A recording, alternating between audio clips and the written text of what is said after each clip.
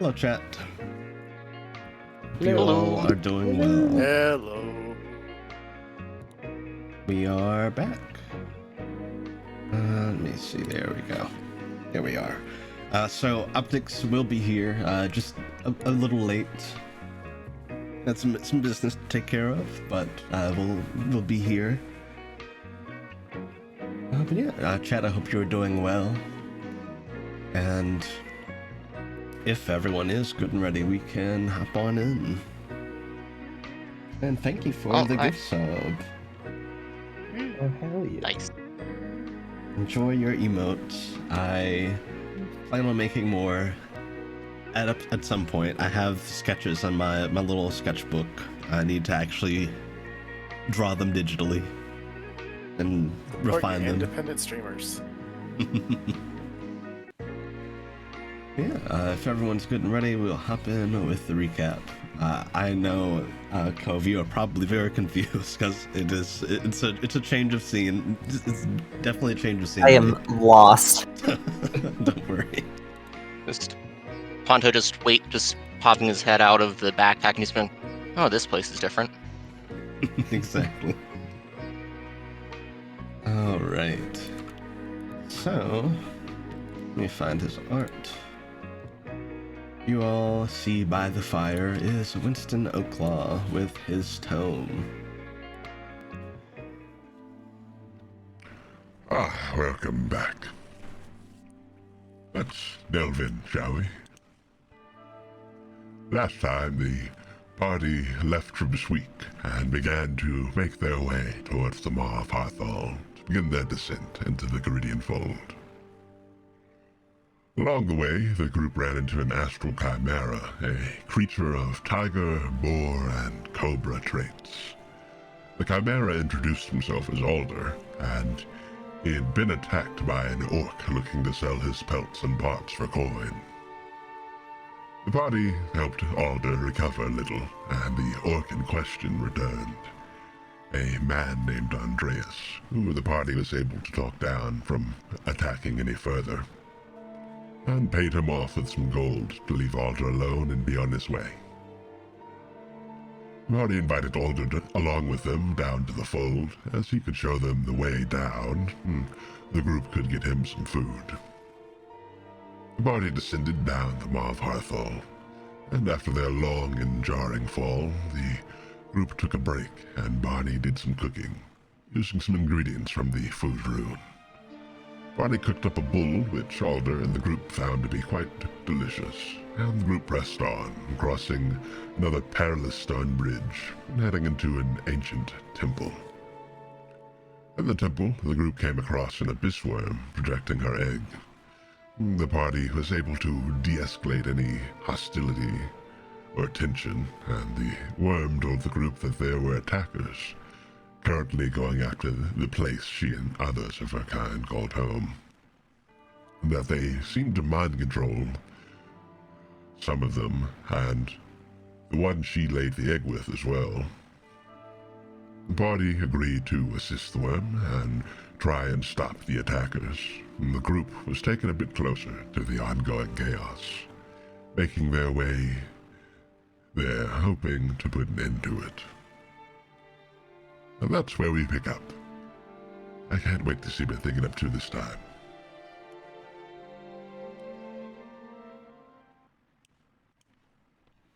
That is where we pick up. So, Shenanigans. Yeah. Shenanigans is what we're going to get into. Shenanigans indeed. So, to give a bit more context to the current situation, the party decided that they were going to split up into groups to kind of... Some of them were going to distract, and others were going to prepare for the incoming, very likely combat. But yeah, there was a team for disrupting and a team for distracting. You were also told, and you all would have seen, that there is that large green summoning circle that Talos intends on trying to disrupt. And that is what the disrupting team is going after. And I did pin who was going where. Candles, Talos, and Yorick were going to be the disruptors, and the distractors were going to be the rest of the party. And we have empowering powder on. Yeah. Yes. As a buff. I made a note of that. Yep. I thought I made more notes than this. I literally wrote buffs, empowering powder, and that was it. Well, I know Gunther also the Hearth cast Place. Hearth Place and cast Bless on the Disruption team. Yeah, the reason you didn't write them down was because you still had a ways to go to get there, and the durations wouldn't last super long. So it's more of a we're preparing to do these things when we get there before we move into position type of thing, I guess. Yeah. Yeah. With that said, oh, go ahead. I believe I still have the fire rune on my sword, and I believe Barney still has the enemy sword on his room from the whole Spriggan deal. Yeah, that rune hasn't really been. It's just been like left there essentially. Yeah, just +1/+1. If you smack any undead, you're gonna do extra damage. Nice. Barney also, but he would be basically preparing a bond item spell on Butcher Blood so that he can basically God of War his weapon. Yeah, I suppose we'll begin with what the distracting team is up to. So that would be Barney, Gunther, Alder, Ponto, and Palm, as you all kind of split off from the other three. Should we roll initiative for social stuff? Not social stuff, but like the order of the actions that we're going to take? I'm not gonna have you on initiative just yet. Okay. It'll be a little more freeform, at least until we enter combat. That being said, you guys would be able to make it the ways from the temple over to where the chaos is going on. You see that most of this place is. They look to be these kind of darker stone buildings with wooden supports. A lot of them are kind of crumpled and destroyed. It looks very much like a little settlement that has been long destroyed, and it looks very desolate, but it's not completely dreary. It has a lot of more bioluminescent plant life around, mostly mushrooms of various kinds, and it looks to be at least a nice enough nest for these worms. Yeah, as you all kind of split off, getting close enough to begin to kind of act on your various plans, what is the distracting team up to?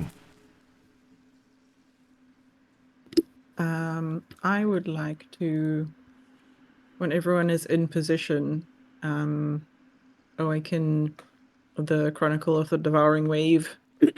Excuse me. Shoot. The Devouring Wave, it's a wave of water that's 30 feet long and 10 feet wide, which I assume will be distracting if you see it coming towards you, so...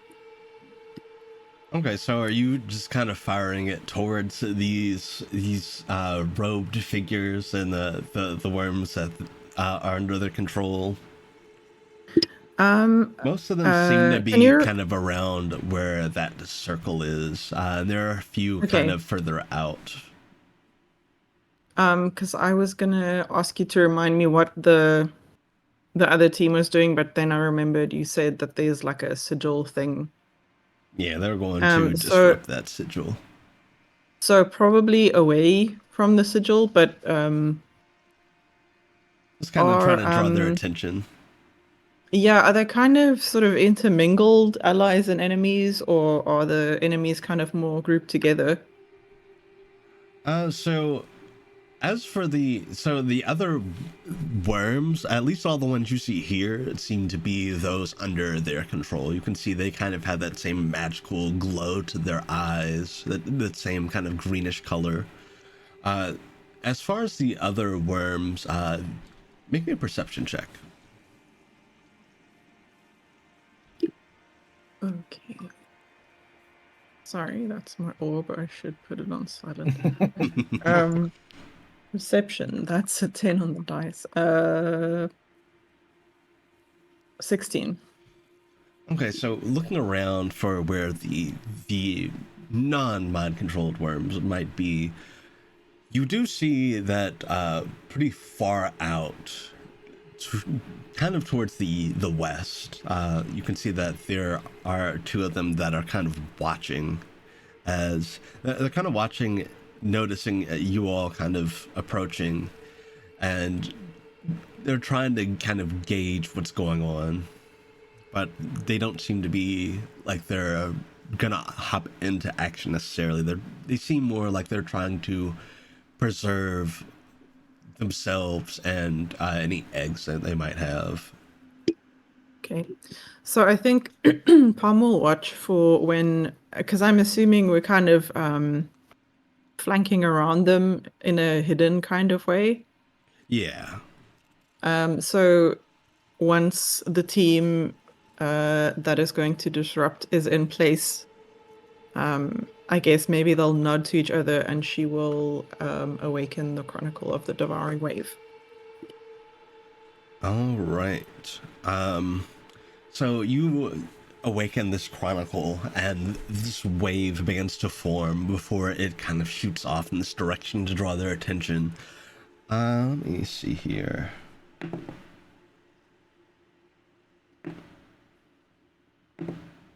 I will paste the description in chat for people who don't know what it does. Oh, it's doing that thing again where you select text and you copy it and then it only pastes the Would you the like title. only one word? God damn it, that's annoying. Are I don't you- want to type this out. are you Okay, I'll read it. Placing it in stream chat. What? Yes, and Oh, okay. yes. No, it's I remember this from last time. You select text under a drop down and it only copies the title of the drop Yeah, down for it some does that reason. It's sometimes. weird. Okay. So, what this does, it's a crushing wave of water that extends outward in a 30-foot long and 10-foot wide line from the player. Hostile creatures caught in the wave must make a dexterity saving throw. On a failed save, a creature takes 2d8 bludgeoning damage and is knocked back 10 feet. Yeah, as this wave begins to rush towards them, one of them notices pretty quickly and points it out. And they seem to kind of get in a position to block the wave from going close to the circle, which again, you're not really aiming it at the circle, but they're very conscious of this. This circle seems to be very important to whatever it is they're doing. So they kind of prioritize standing in front of it to take the brunt of that. Some of them kind of go to get out of the way. You said it was a dex save? Yes. All right. And also, so are you, I know you're trying to draw their attention, but is the intent for them to take notice of you and the others that are distracting, or just kind of the wave itself? Just sowing general confusion. Obviously, they're going to be looking for the source of the wave. So, I mean, in the interests of distracting, I suppose Palm wouldn't hide too well. Okay. Could I perhaps have could I perhaps have since north is like an ethereal sort of familiar, could he sort of like attempt to sort of like rush like along with the waves, so that it kind of looks like very like weird and mystical, like a surreal kind of scene. Yeah. Yeah. Let's see. Just to add to that confusion. Got the Hound of the Baskervilles over here. Can you tell me my save DC for my Chronicles? Is it Wisdom? Yeah. So it'd be 8 plus your proficiency bonus plus your wisdom modifier. 8. Plus. Okay, my Wisdom is 16 plus 3, so it's 8 plus 3, right? Plus the proficiency bonus, which should be 3 at this level, so 14. Yeah, 14. Wait, what? I'm sorry, wait. Where'd you get the 8 from? 8's so That's 8's just for just the setting in. baseline. Yeah, it's just for setting DCs for things. Okay. I'm still very bad at that aspect of character sheets, so I'm always getting worries. confused unless it's on D&D Beyond, which the layout is very user friendly. Okay, so it's 14 then? Yeah, I think. Same, to be honest, though. I always need to double check what the hell for like spellcaster things. Yeah, How's the save DC again? Yeah, so yeah, we've been sheet, on Sorry. your sheet, Dwarf, under your Chronicles tab, that blue box at the top, in the top right, yeah, the Scrabble save DC. The huge blue block that stands out from the entire rest of the sheet, very obviously that. Okay, I'm so sorry. Thank no you. worries. Derp. But yeah, I'm gonna have them make Sorry, that save. Sorry, I just realized something I could add as well.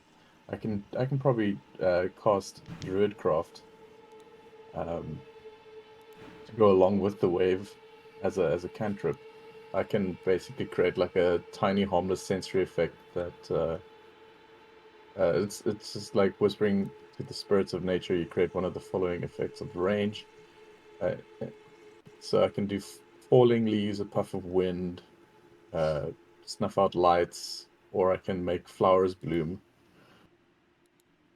Yeah. So to make it like even weirder, like the area where the waves, like where the wave passes through, like flowers would just like sprout for where the water was, along with this wolf running with the wave. So it's gonna look very much like they're on drugs. Yeah, is anyone adding to this display? Anyone in the distraction group gonna add to this distraction? Crow could yell a couple of swear words. Dive bombing them angrily. I mean, it could actually just like lob a flask full of LSD at them at this point. Oh my god. Oh, You know, your flask of LSD that you just happen Yeah. to carry around with you everywhere. okay. Wait about 15 to 20 minutes for their first ego death. Actually, that's a good point. You should like drug them first and then wait. And then we should distract. I imagine Gunther could also make it glow.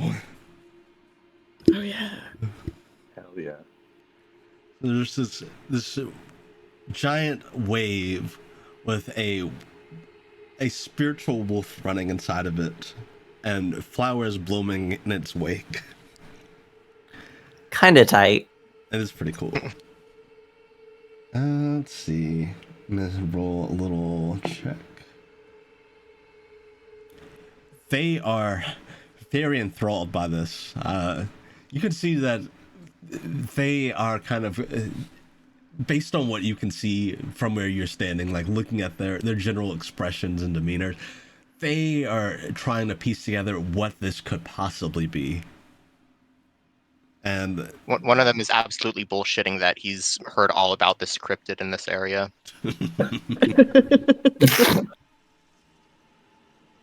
and You tell me you didn't know about Waterwolf?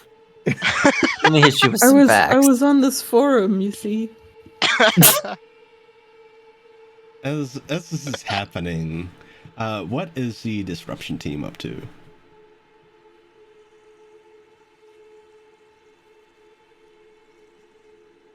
assume staying much quieter and trying to trace out a path towards the rune. Yeah, so Yeah. creeping up to where that is, it's not too much trouble. You can kind of take a wide berth around the outskirts to get there, and you can kind of creep up from behind. And I'd say, with the distraction going on, that'd be a lot easier for you. So go ahead and make me some stealth checks. You will have advantage. Hell yeah. It'll be a straight roll for me.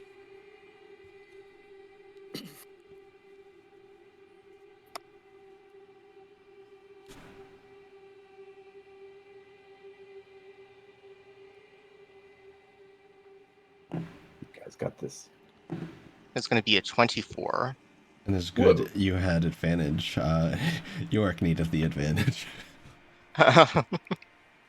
He's doing his 14. best. You rolled a 1 on the first roll. Oh no.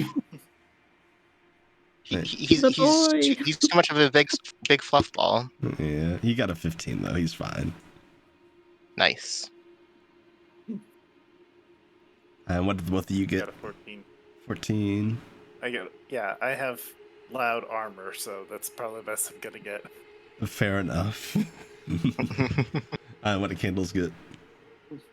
24. Okay. So yeah, they are very focused on this wave and wolf that slowly makes its way towards them and seems to get bigger and bigger. And they don't notice you all sneaking behind them. Since they're standing in front of the sigil, there's no one really blocking you to get to it. So what are you doing? So Talos doesn't know a thing about magic.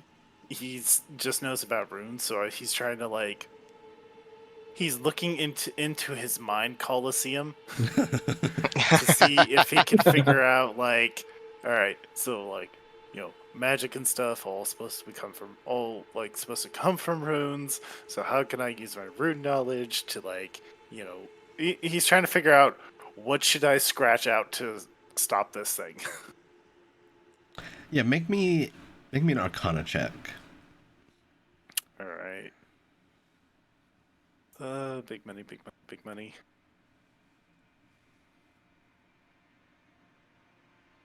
Talos out here trying to solve for X.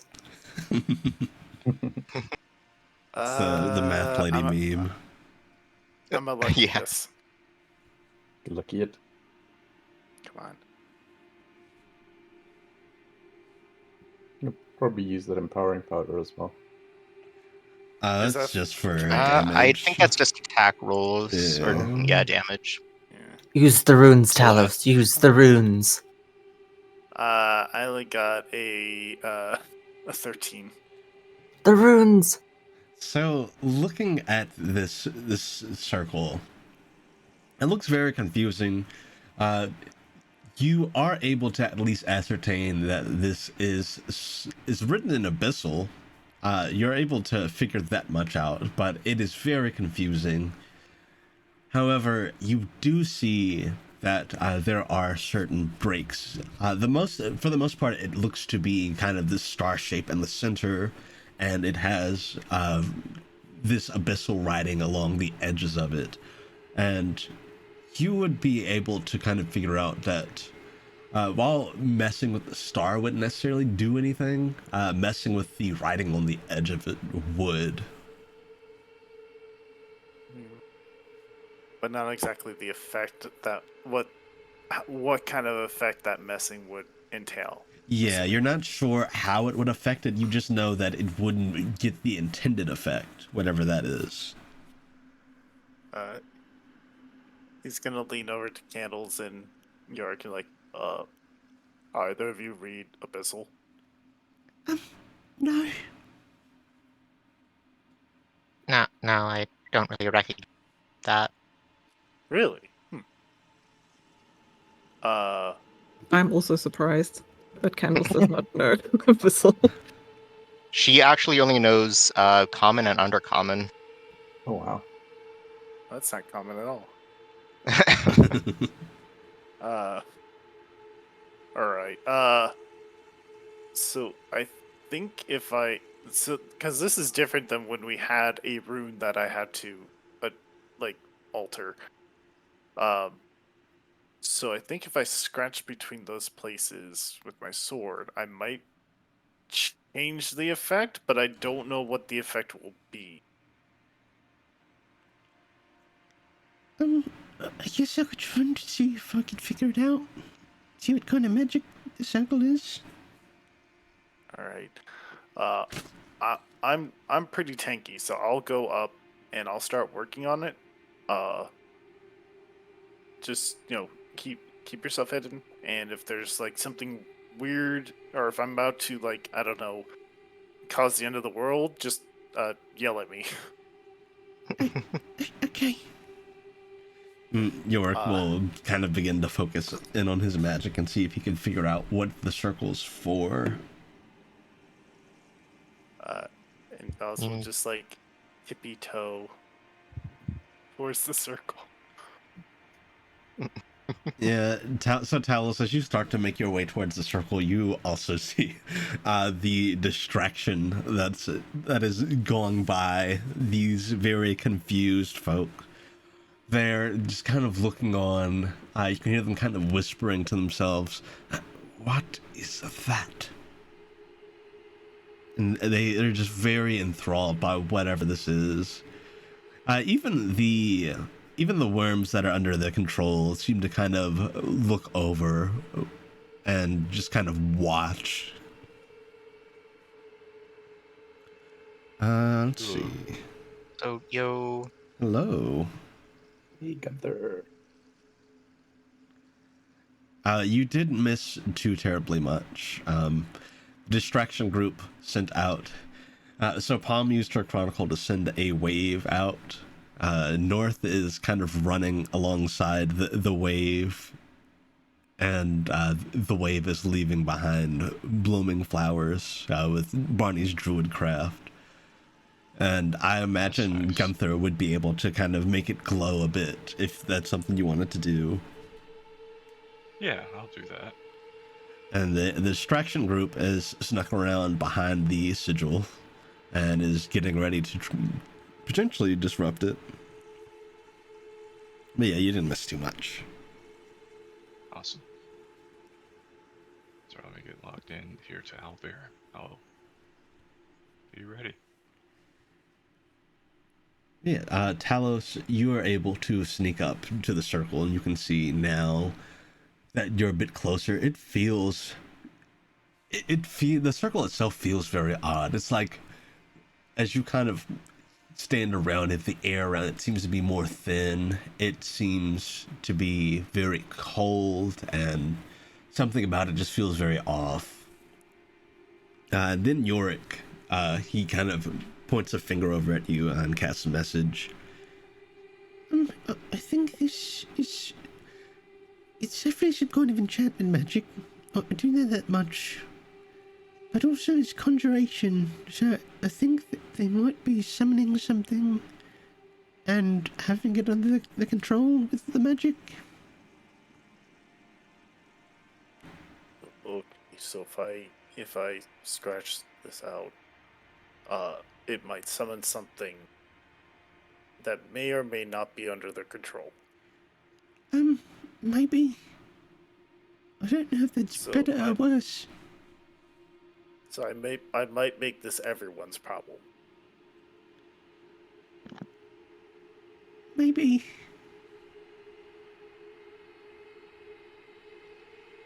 Well, we gave our word.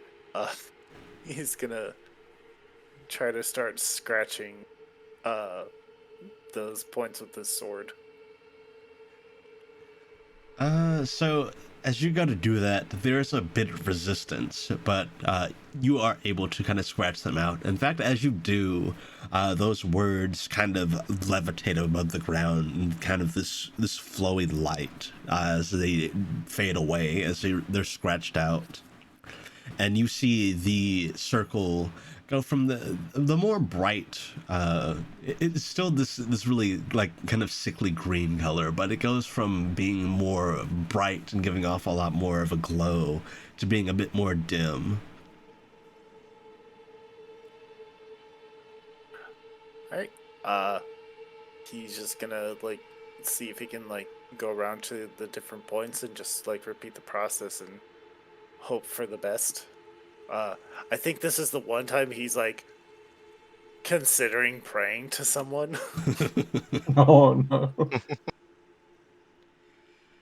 So yeah, you're able to scratch out the various points in the circle, and the wave reaches the end of its travel, and it finally dissipates, and those flowers are still left behind. What do you do with North, Barney? Do you just have him return to you, or do you just have him kind of stay where he is? Good question. I think it would probably make sense if he sort of like he can like disappear and reappear like on command, right? Yeah. So I think it would almost look like as if he's gonna run right through the people, but then through the like robed figures and stuff. But right before he does, he sort of disappears and appears in a different space and like runs away. Basically, like runs away from them. So yeah, in doing that, you see some of them kind of flinch, some of them ready themselves. You can see some of them like ready up spells to cast, and when he disappears, they kind of wait for a moment. And one of them, let's see. One of them does turn around. They don't notice. I imagine with you all stealth rolls in the disrupting team, you'd be able to get out of the way, or if you wanted to be there to get the drop on them, or whatever it is you want to do. You see this guy getting ready to turn around to the tampered sigil. Hmm. I will get my crossbow ready. Okay. Is Talos doing anything to ready as this guy begins to kind of turn around? He's just gonna have like I imagine at this point he's like was able to sneak back to the group. Yeah. All right, yeah, he's just gonna have his like his sword and shield ready. He turns around and he kind of looks the sigil over. Wait a minute. I think there are others here. And the other robed figures kind of look at him, and they start to kind of look around and kind of survey the area. So at this point, you guys would get a surprise round on them. Okay. Did any of them get knocked by the wave? So since they were really close to the circle, I wasn't sure. Since you said you were firing it past, I wasn't sure if you were intending to hit them, because again, it'll It go would have through been the a nice circle. bonus. It wasn't the main goal, but it would have been a bonus. I don't know how they're laid out, so that's for you to decide. I'd say you'd at least be able to get one of them. Like, you could have aimed it in a way to where it's not going through the circle. You get the one on either side of it. So I'll make that dex save. In fact, you'd probably get one and one of the worms that are under their control as well. So let me make that as well. They both fail. Nice. Nice. Let's see the 8 look like again. Hang on. Okay. It's like the D4, but not as terrible. Yeah, that is lethal.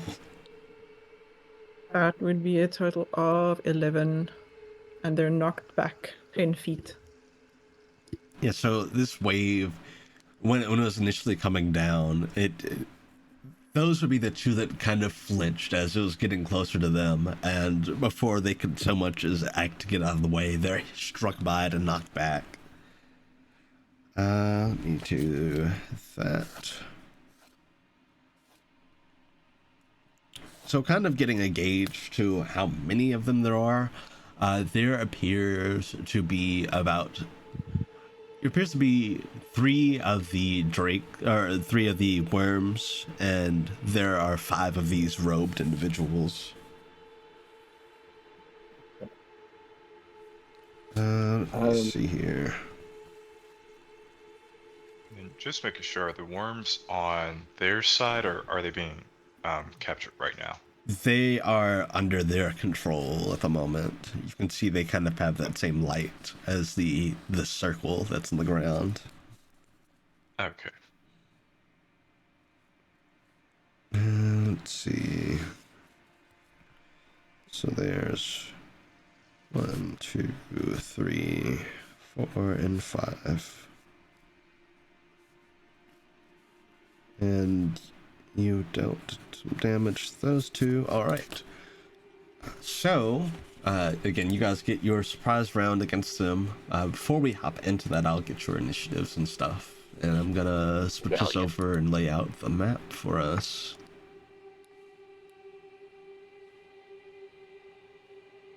Oops. I did not mean to paste that on top. Battle map. Here we go.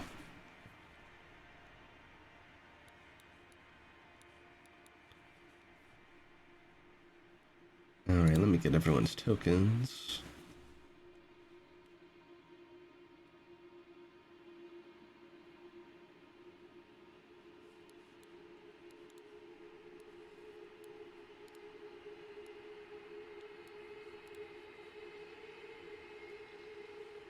They're large size.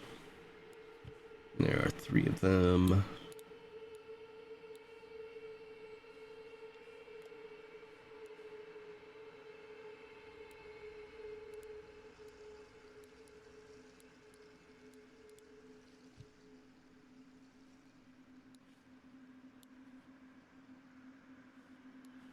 And there's 5 of the robed figures.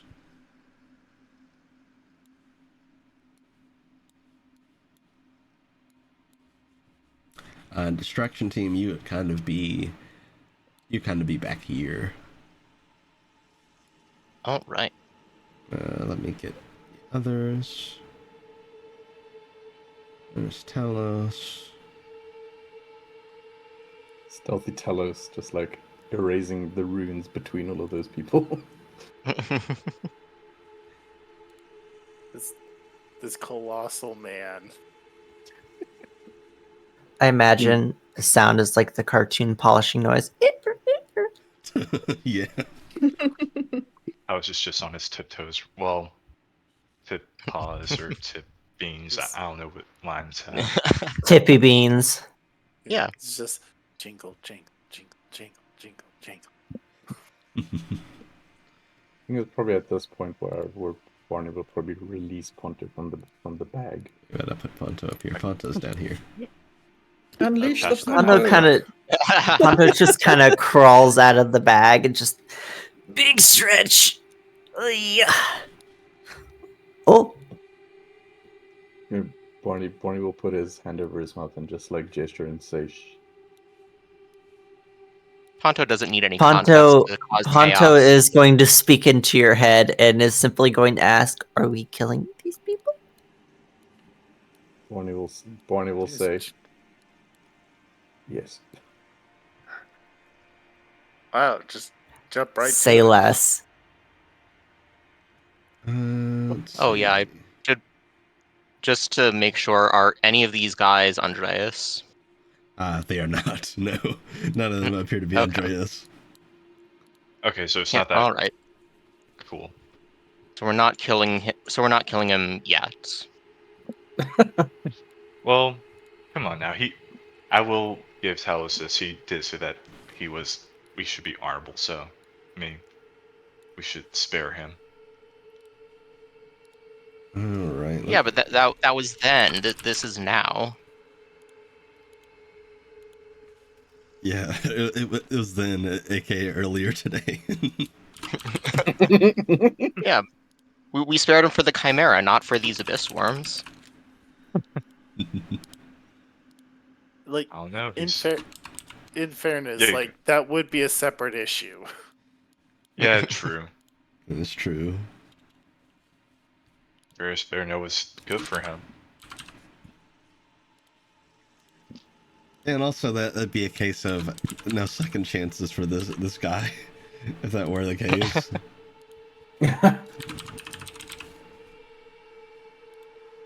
All right. To be fair, we do need more evil people just being evil for the sake of it. Yeah. We need a little bit of chaos in the world, you know? And allow me to oblige. Everyone can't be the twist villain or the redeemable villain.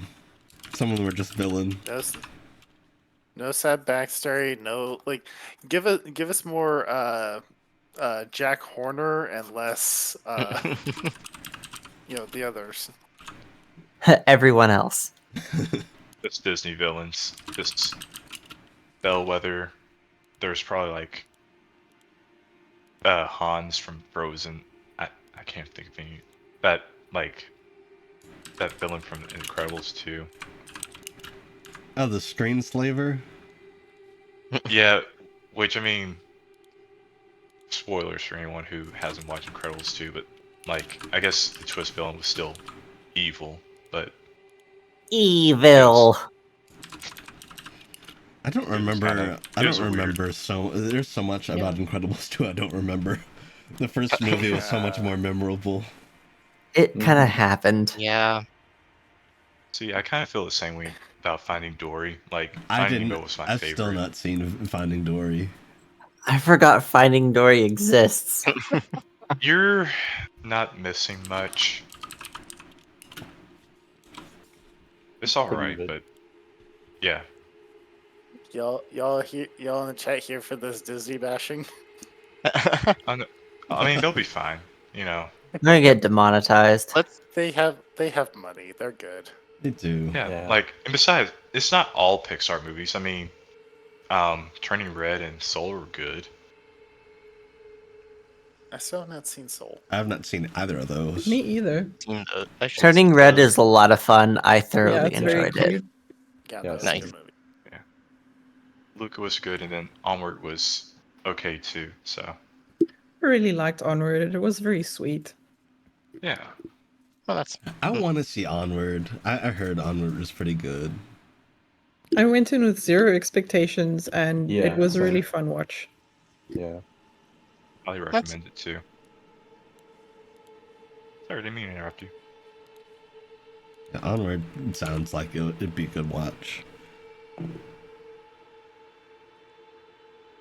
Okay, I'm getting initiatives, and then I'll get the party's initiatives in just a second. Alright.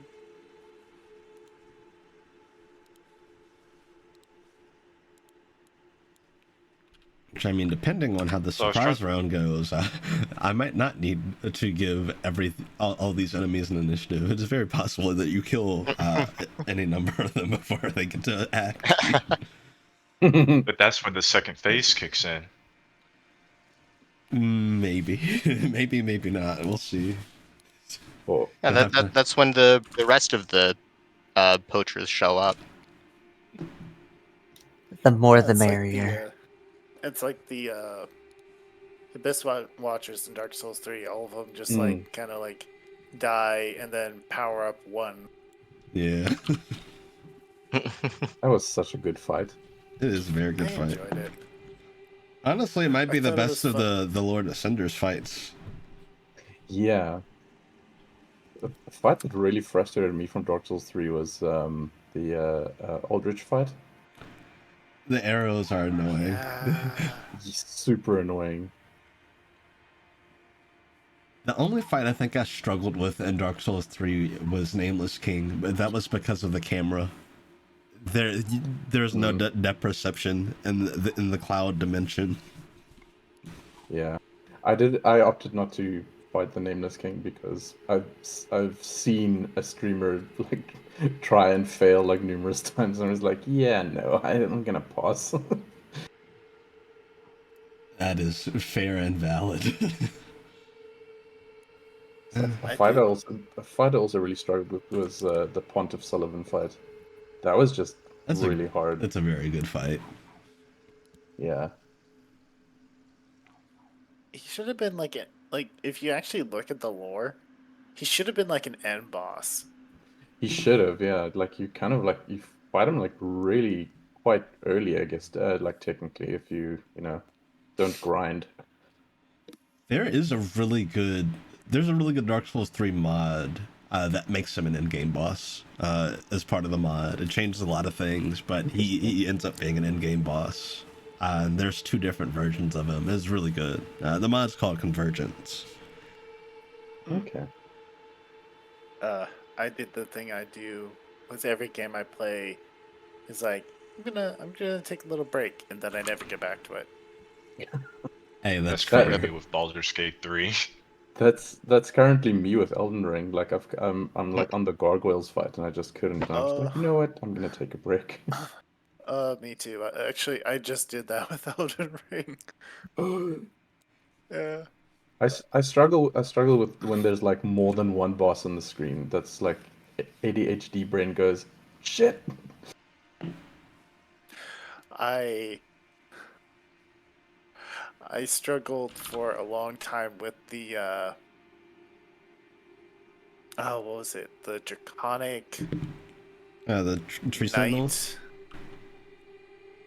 It might be the Tree Sentinel. It's not like a boss, but it's like a field boss outside of the big town, right? Like the kingdom. You know, they ride a horse. They got the shield that like reflects everything. Yeah, it's Tree Sentinel. Tree Sentinel. Yeah. Managed to kill him. Walked in. It was like, oh, I don't have 2 runes. I can't even walk in here. Oh, yeah. He loves to spam his fireball. And so do most wizards in D&D. All right. What did the party get for initiative? I guess I'll go down the line here. What did Candles get? 16. 16. All right. Yorick got... Ooh, he got an 8. Oh no. Ooh, Yorick. Trying his best. He'll be fine. He casty boy. He's good. Yeah. What did Palm get for initiative? 4. Oh no. Oh no. We'll be fine. It's fine, guys. Right. Palm got a 4. What did Barney get? Barney got a 22. 22. Nice. I don't know about you, but I'm feeling 22. What did Gunther I get? wish I did. Gunther got an 18. 18. All right. What did Ponto get? Ponto got a 19. 19. And Talos? 17. 17. 38. Look at us. Sorry. 17, 30. Ignore that. I'm 1 away from adulthood. There we go. Okay. So 1 away from the draft. all right, you guys do get your surprise round before we begin initiative proper. But I will go ahead and get you their traits. The priests don't have too many traits. The abyss worms do. Abyss worms do have several.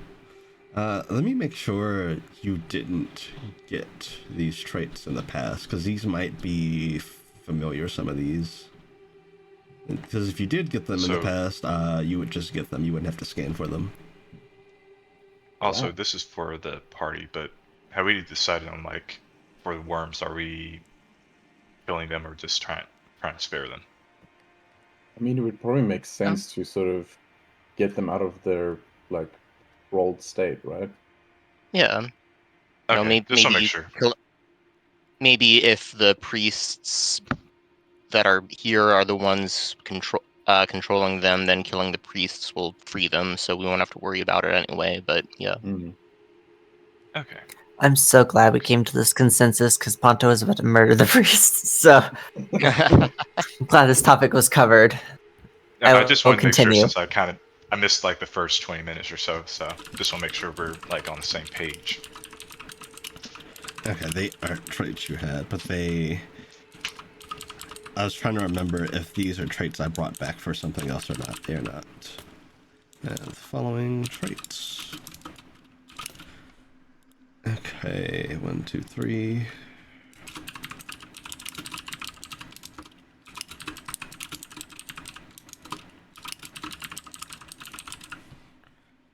All right.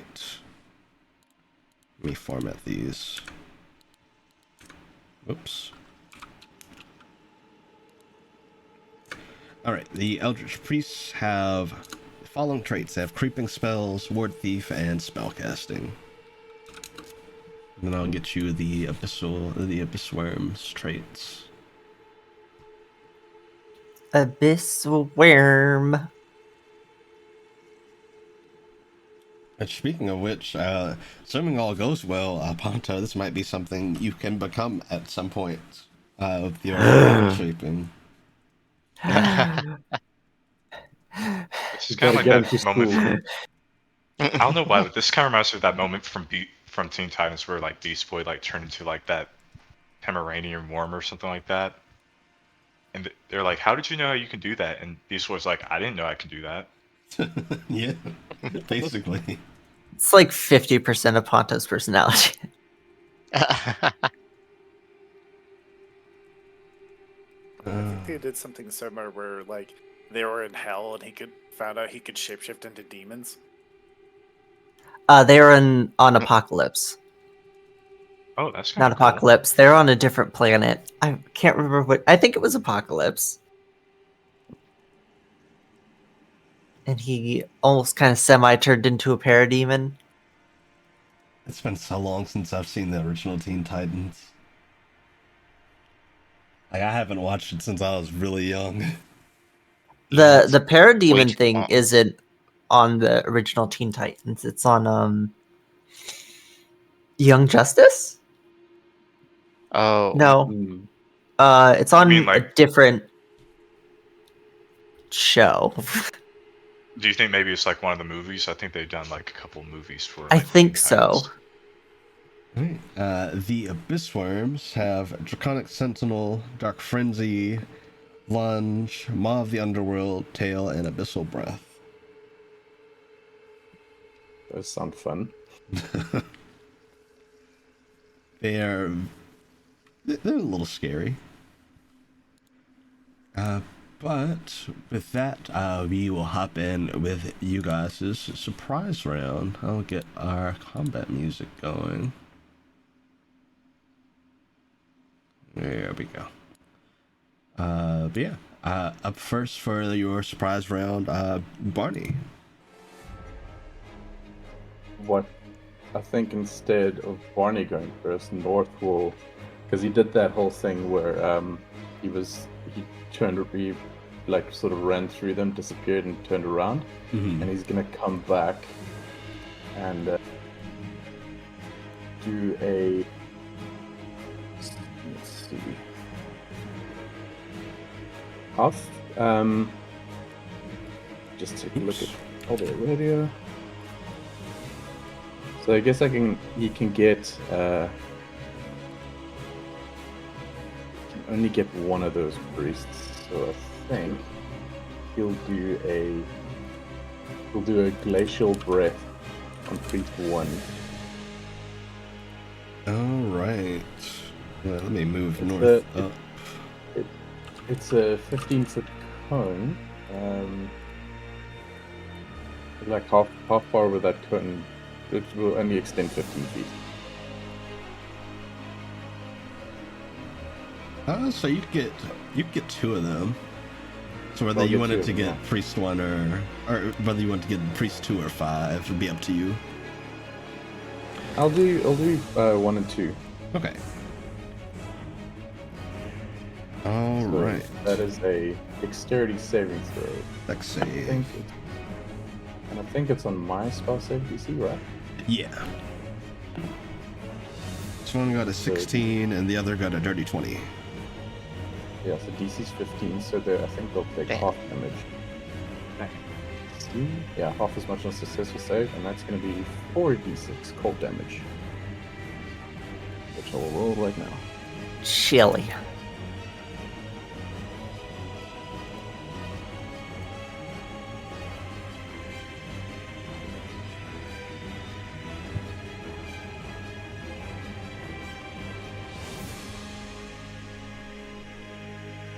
That's 10, 12, 13 cold damage total. All right, so that would be half to 6. Yeah.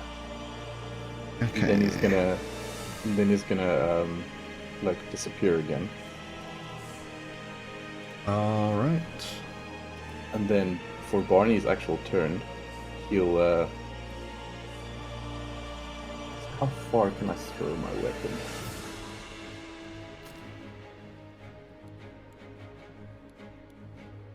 So we're going off of normal thrown ranges. 20 feet would be without disadvantage. Anything past that, you could go up to 60 feet with disadvantage. Okay. Let's see.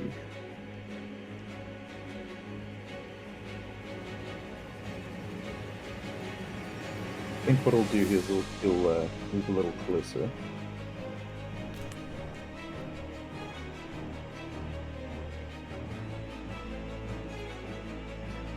Oh, and also something to mention, this rubble does count as full cover.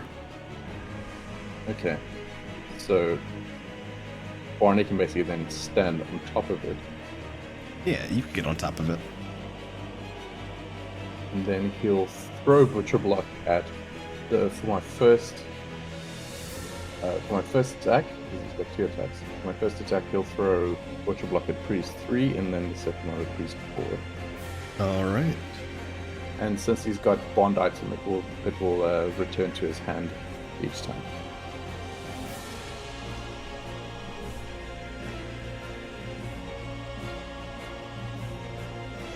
Oh no. First one's a 12. Oh no, yeah, 12 will miss. Okay, I think instead of hitting Priest 4, maybe we'll just try to hit Priest 3 again. All right.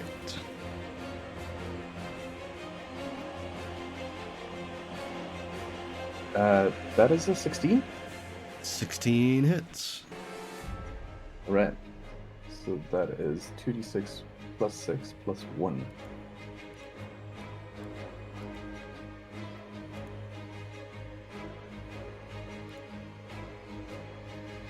Seven plus 6 is 13, plus 1 is 14 points of slashing damage. Nice. 14 And then slashing. And then he'll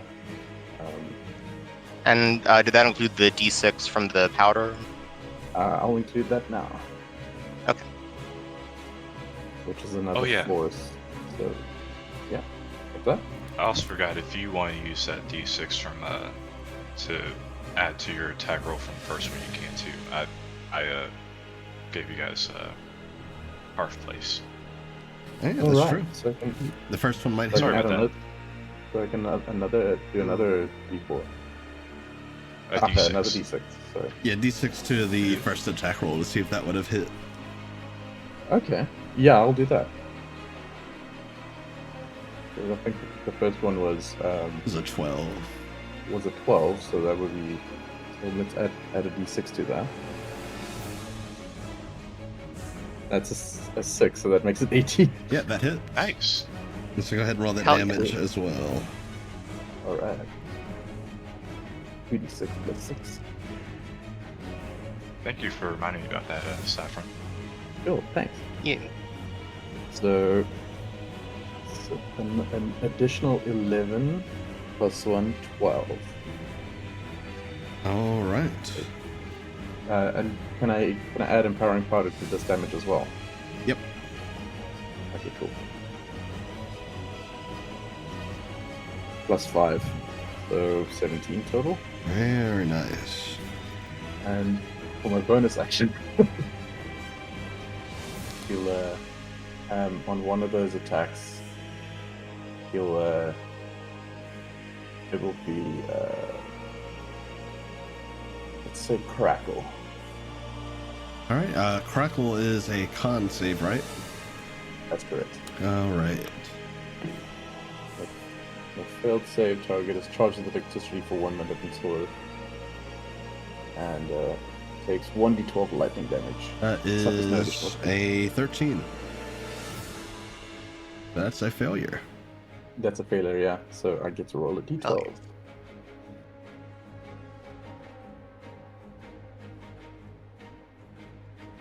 That's an additional 2 points of lightning damage. All right.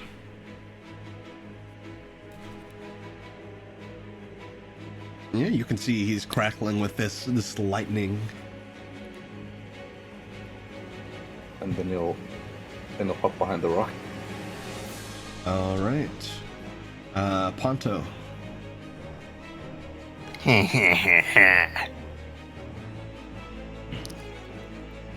Okay, Ponto's gonna start this off. We're gonna quick bonus action wild shape into your boy, the Crystal Dragweerum. And then he's going to try to jump Priest 3 All right. with a bite attack.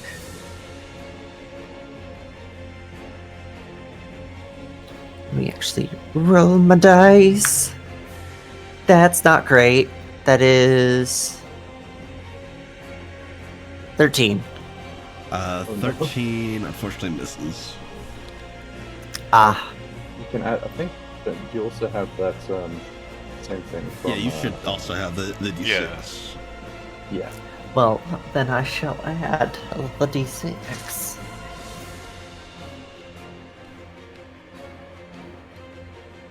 D6 brings that up to a 15. 15 hits. Yeah.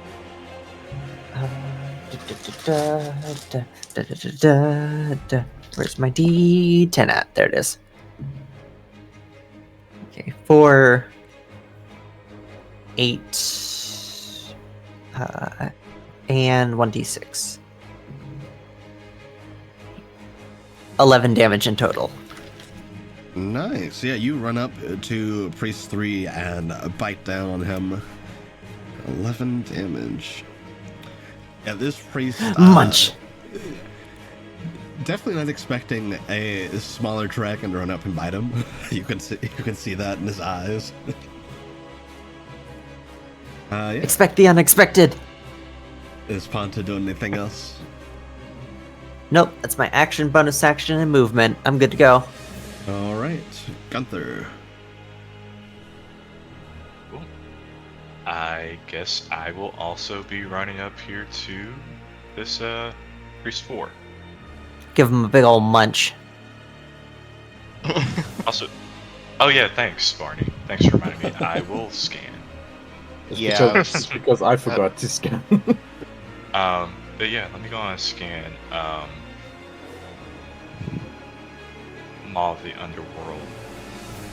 All right, yeah, go ahead and make that perception or investigation check. Never mind. That's a 6. Oh, Oh no. yeah, that is insufficient, unfortunately. That's all good. I am going to approach Priest number 4 here. All right. And I am going to hit it with the word blade here. And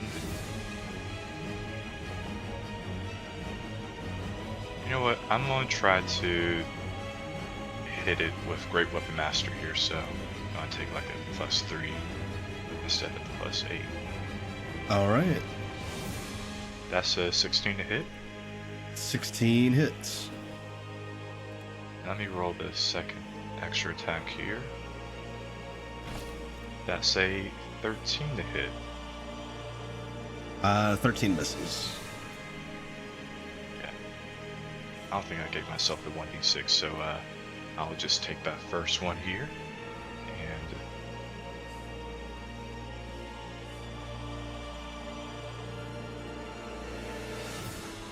so it does 1d6 plus 5 damage. That's going to be 4 plus 5, so 9 plus 10 with Great Weapon Master will be 19. 19 Then, I damage. guess, and give me just a minute here. In addition, with I get with candles empowering powder, plus 6 to that, so 25. 25, very nice. And in addition to that here, a couple things.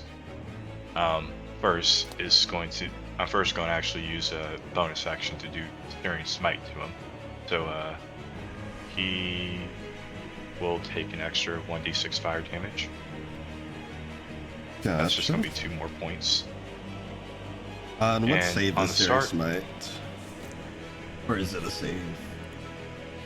It is a save, so at the start of his turn, he has to make they have to make a Constitution saving throw. Gotcha. And on a fail save, they'll take an additional 1d6 fire damage. All right. And the other thing here is, with the Word Blade, I will have a wave will go out that deals 1d8 times my proficiency bonus. So, one last roll here. That's a 1. So it just deals 3 points of damage to him, but he is not prone. Very nice. Nice. Sorry, that was a lot of calculating there. No problem. Recalculating. Yeah. But yeah, that should end Gunther's turn. All right, Talos. Okay. Bonus action, get big. Let me do that. There you go. And then we'll trudge. 5, 6. And I'm gonna smack this priest. All right.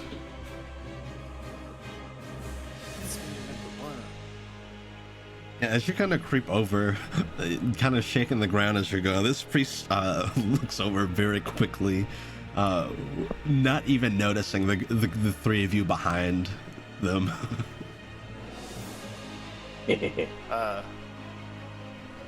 So that's a 10. Like, and I don't have advantage on these guys, right? No, you wouldn't be flanking there. Oh, I get to add a d6 to hit, Yep. right? Is that the Yeah. thing with the thing? Okay. Yeah, the heart, that might please. help. Cool. Please. Does a 14 hit? 14 just barely doesn't. Okay. Yeah, I rolled a 2 on the first one. Oh. Right. Oh no. Second swing. Woo! Oh no. Well, it's a 19 on the die, which is a crit, so it all Ooh. balances. Nice. Nice. All right. Let's see. And so I get the empowering powders. That's an extra d6 of damage, right? Yep. Yep. All right. So it's and I double die. And I don't double dice, but doubles damage, right? Yeah, you double the total. Okay. So I have. Let's see. I have my giant. I have the empowering powder. I have my sword stuff, and my fire root stuff. So, okay. Would you like buffs? Hmm? Would you like buffs? I think I already have All some, of but- them. Right. Okay. So the 8. That's 7. D6 for the giant. That's 10. Fire rune. It's a 14. Howling powder is a 16. So 16 plus 7 is a 23. So I guess doubled that would be 46. 46. Whoa. 46 damage Oh my to God. this first priest. You come up and you miss the first attack, but then you swing down with a second one, even harder, almost as though he thinks you're going for like a feint of some kind. He flinches out of the way and lands himself in a worse spot. Very nice. Right. I am done. All right. Candles. Wait, All right. before you go, make sure you roll scan. Yes, that's right. So I will scan. All right. We'll say perception. So that's a 16 plus 4, so that's a 20. All right. Which did you want to scan, the worm or one of the priests? In front of the priest, so I think I'll just scan the priest. All right. What trait did you want? Let us see. Priest. Let us do ward thief. All right.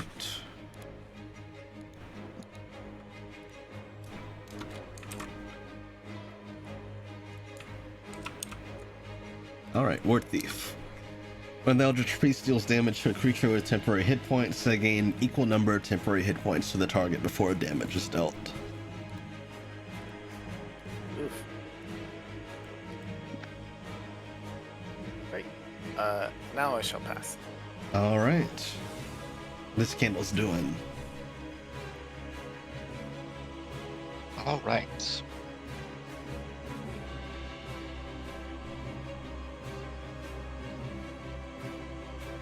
Yeah, so I am going to go ahead and take a shot at...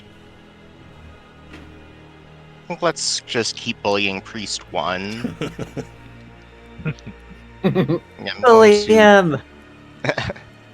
Oh, that's a bingo Start- square. Over here... What? Wait, what? Oh yeah. On my kink The bingo. bingo. Just give him a the noogie. Kingo.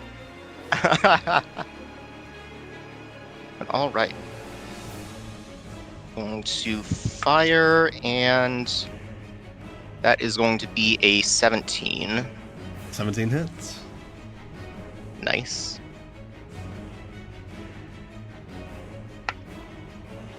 And it's going to do 9 damage. Very nice. Yeah, he gets slammed by Talos, and then this crossbow bolt pierces through him, and he's not having a great time.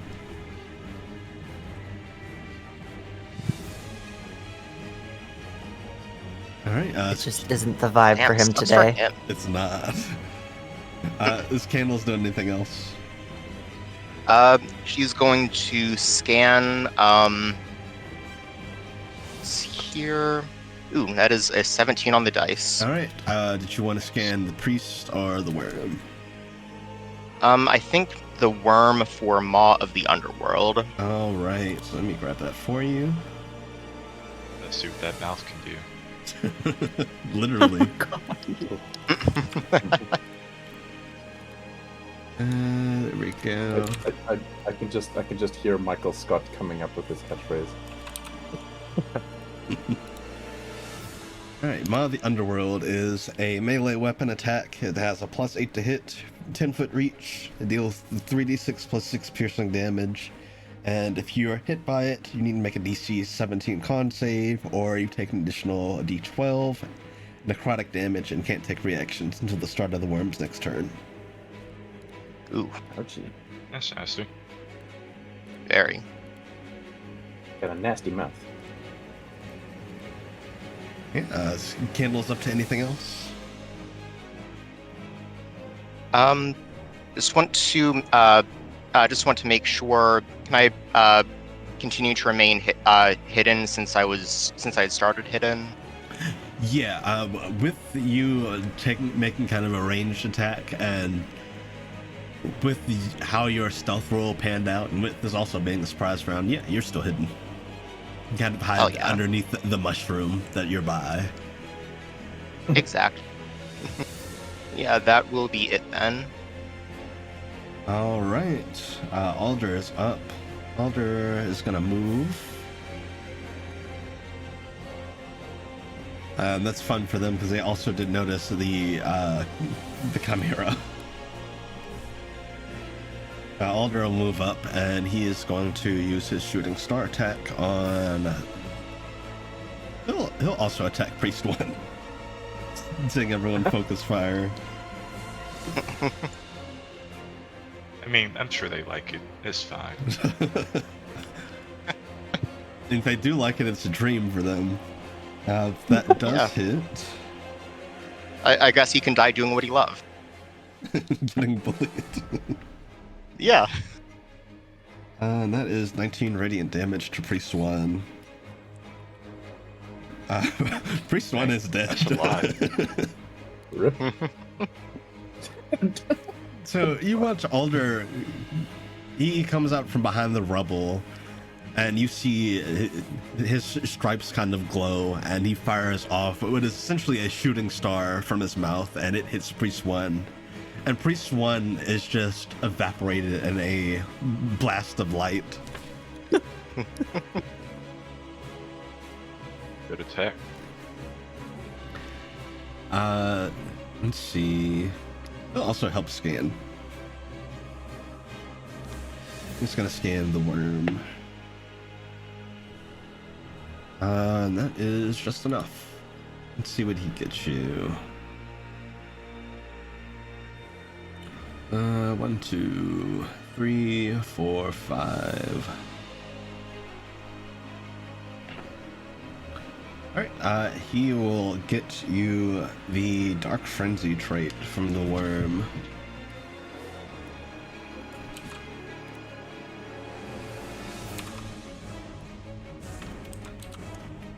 Alright, Dark Frenzy. When the worm takes radiant or fire damage, it enters a berserk state until the start of its next turn. While in this state, the worm rolls an additional damage die on attacks it makes.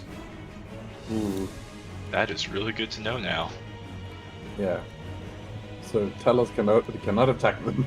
Something you would know also with that, I would give you, is that they are also vulnerable to those damage types. Yeah. Okay. Yeah, I think that the Abyssal Worm guarding the egg had said that. Yeah. Right. Okay. But that will end Alder's turn. Yorick. What will Yorick do? Yorick is also going to scan. And that is a very good scan roll. That is a 23. Nice. Yorick will get you a Draconic Sentinel from the worm.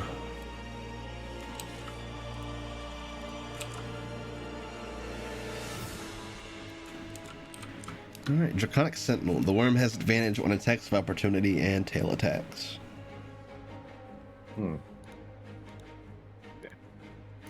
Horrifying. Oh, We'll be right. fine. Yorick is going to... what are his spells?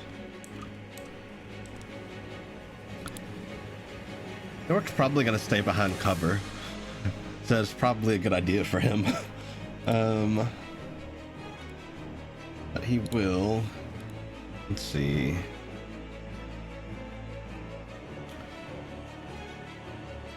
He has a ranged attack here somewhere. I don't remember what it was. Oh, he only... Firebolt is his only ranged attack. Oh, buddy.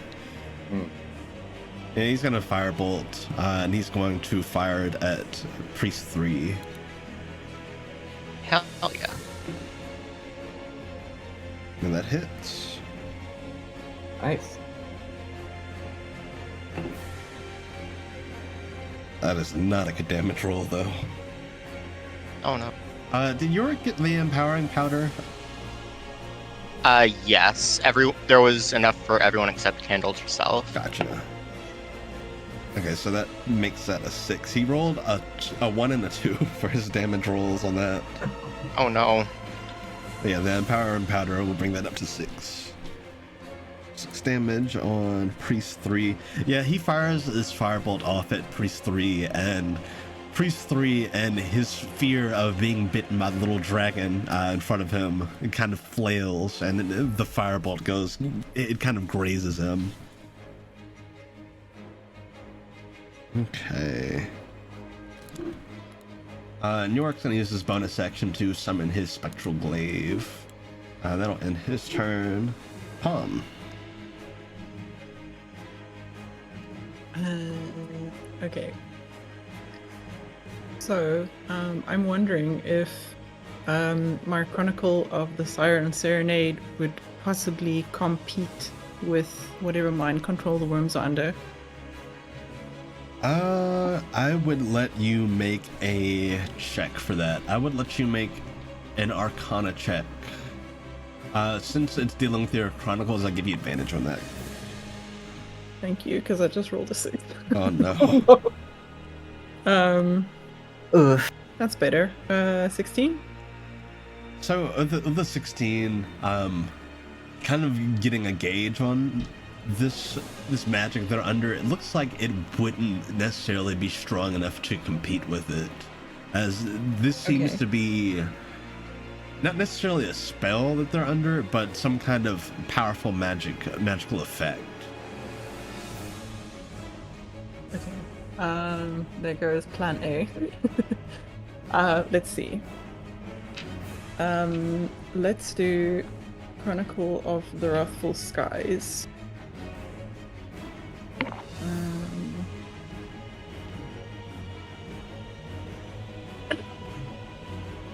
Okay. Let's gang up on Priest 3. The lucky contestant. Okay. So, Chronicle of the Wrathful Skies, the Bane aspect is choose a hostile creature within 30 feet that you can see. Is he within 30 feet?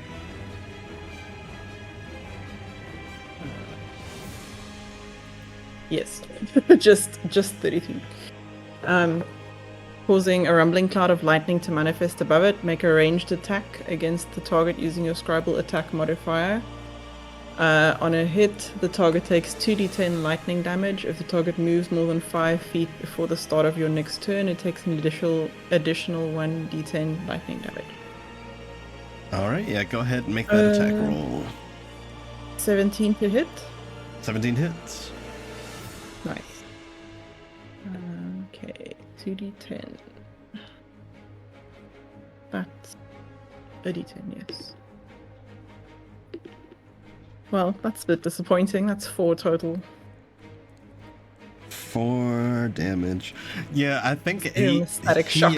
he is unfortunately like flailing from the bite from Ponto, and now the kind of singe mark on his back where the firebolt whizzed past him. He's avoiding danger, but still suffering. Okay. And then actually, I've got Crow. Yeah. That is true. Let me pull Crow out. I forgot what familiars can do. I remember they can do the help action, but I can't remember what else they can do. Crow has his own sheet, or his own stat block. Let me pull out I should Crow for probably you. put that on my sheet.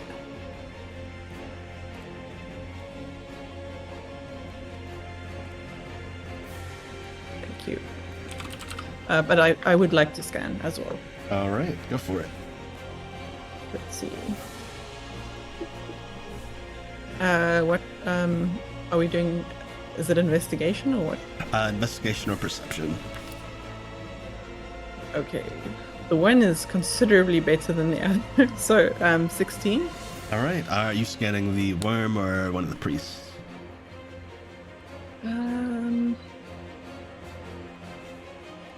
Let's do the priests for creeping spells. All right.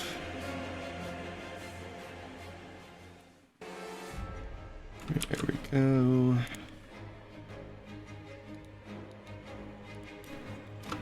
Oops. Did not mean to space that like that. There we go. Creeping spells. Once per turn, when the Eldritch Priest casts a spell on the creature, the target must make a DC 15 con save. On a failed save, the priest can cause the spell to erupt from the initial target and creep to another creature within 20 feet. The spell affects the new target as well as the initial one. Ooh. Oof.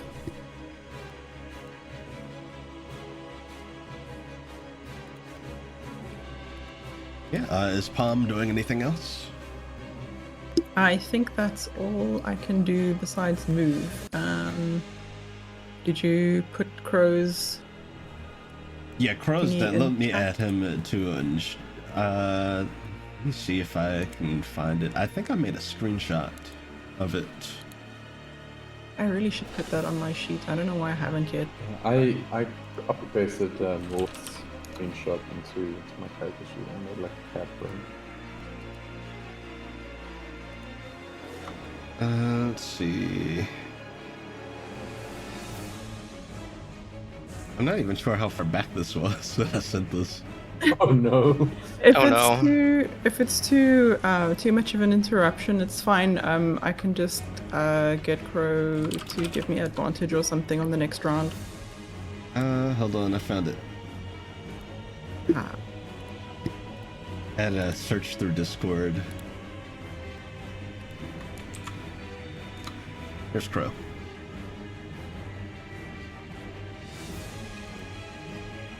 Thank you. Mm-hmm. Oh yeah, I forgot about the coin. Can you shoot a coin at the priest? Sure. Which priest are you aiming for? Same one. Priest 3. The lucky Hit him in the eye. So you're doing the shiny shot. Yes. All right. He'll make a wisdom save. That I believe is failure. That is that's an 11. That fails. So the shiny shot, he is blinded for 1 minute or until he succeeds on that save. So yeah, Priest 3 is blinded. Priest 3 is having a terrible time. If he succeeds on the save, does the coin get added to his inventory? I imagine it's added to his inventory for a second before it disappears because it's not a real coin. Ah,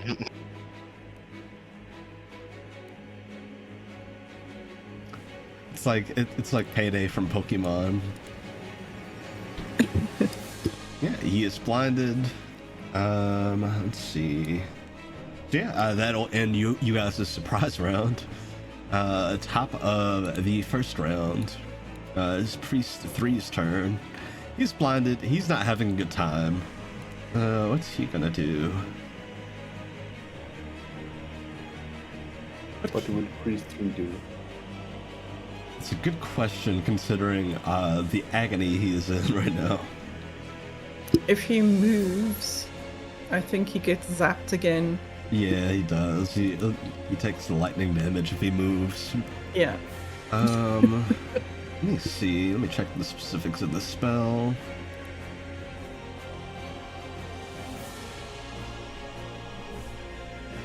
I forget if this is a single creature or multiple. Creature of your choice. You can see. He can't see. He can't do that.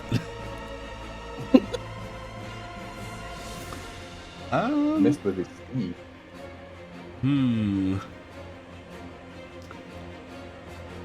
I don't know that he has a lot of options here for being able to see. You know what? He's gonna make his blindness everyone's problem. Let me check the range of this.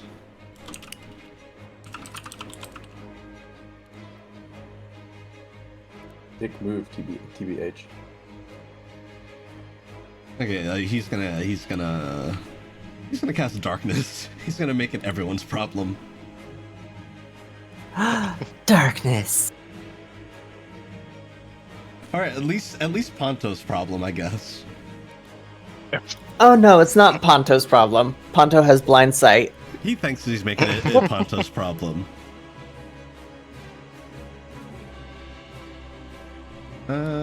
He's gonna center it on himself. He has 15-foot radius spear, which should be a little bigger. Not quite accurate. At least now no one has to witness Ponto eating him. Yeah, it's like a built-in discretion shot. 5, 10. Okay, so it should be here. Kind of like a gruesome ASMR. All you hear is some crunching and squelching. Mukbang. Mukbang in the dark. You all see this cloud of darkness appear. And that's all Priest 3 can really do, considering he can't see. I know neither can most of them, honestly. But that'll end his We love turn. that for them. Barney, you're up. All right. I mean, maybe he'll get north to attack Priest 5 with a Frostbite Rush. All right.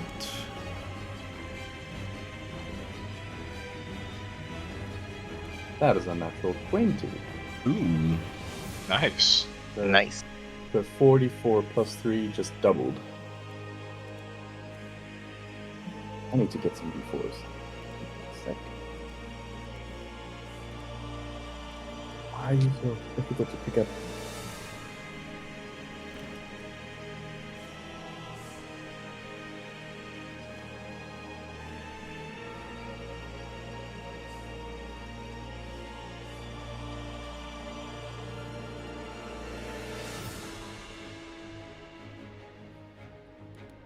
I put some malted chocolate balls in Ben's dice tray earlier and told him it was snacking on hard mode.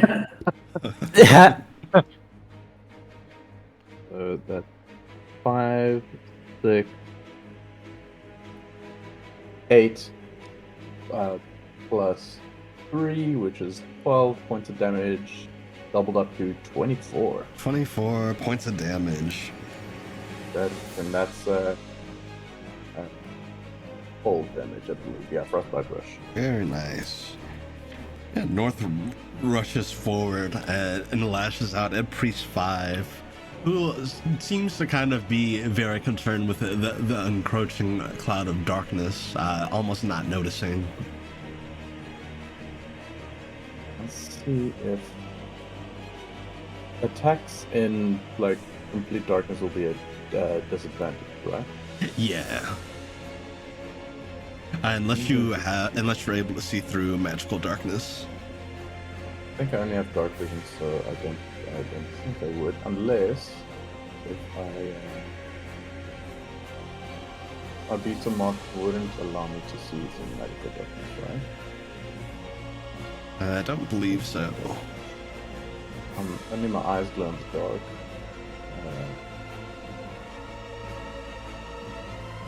No, it doesn't say. But he will bonus action begin himself. All right. The big boys have arrived. Hell yeah. Which would make his movement speed, I think, 40 feet.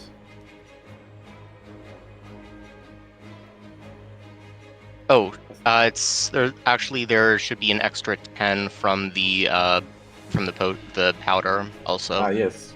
Yeah, Coke speed. So he's gonna. I mean, he won't be able to see those priests in the darkness, but if he runs towards priest 5, he might, because that's 35 feet away, so he can basically go around the cloud and attack priest 5. Yeah, if that's what you want to do, go for it.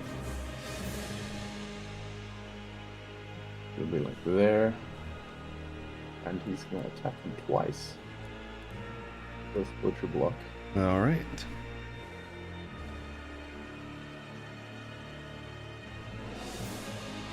First one is a 19 to hit. 19 hits. And the second one is a 22 to hit. And 22 hits as well. Cool. So I'll do 2d6 plus 6. Black damage. 7. I'm grabbing things I shouldn't be. Oh, you're fine. Oh no. Oh no. You just reset. I moved the sphere. Oh no. I didn't know I could do that. Yes, the power is yours now. Quickly, get rid of it. Oh! But this is advantageous for me! They can't see me coming now! But I can! So, that's 13, and if I, well, that's 7 plus 6, that's 13.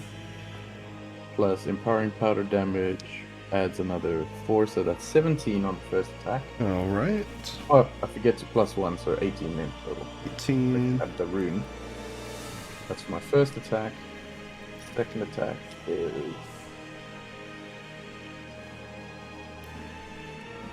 8 plus 6, it's 14.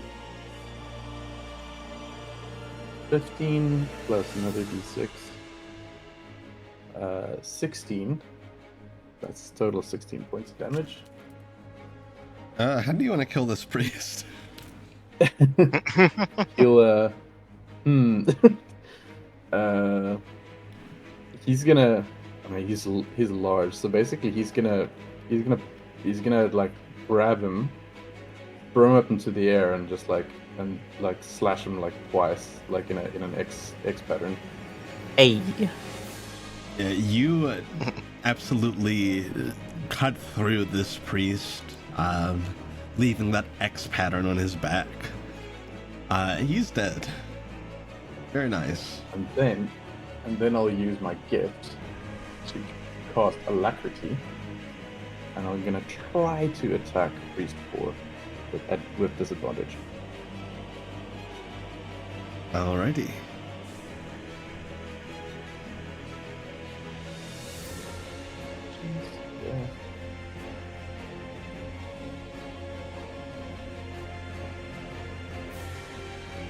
Yeah. 16? 16 hits. Ooh, so another 2d6 plus 6. Oh, and actually, you wouldn't be at disadvantage because he's prone. All right, but it's Oh, in hell darkness. yeah. It's Yeah, in so darkness though. So. Yeah, just be a normal. It'd just be a flat roll. Okay. Well, I rolled a 17 and an 8, so like it would hit regardless. Yeah. So that's 8 plus 6, which is another 14 plus 1, 17. And then I can add the other d6,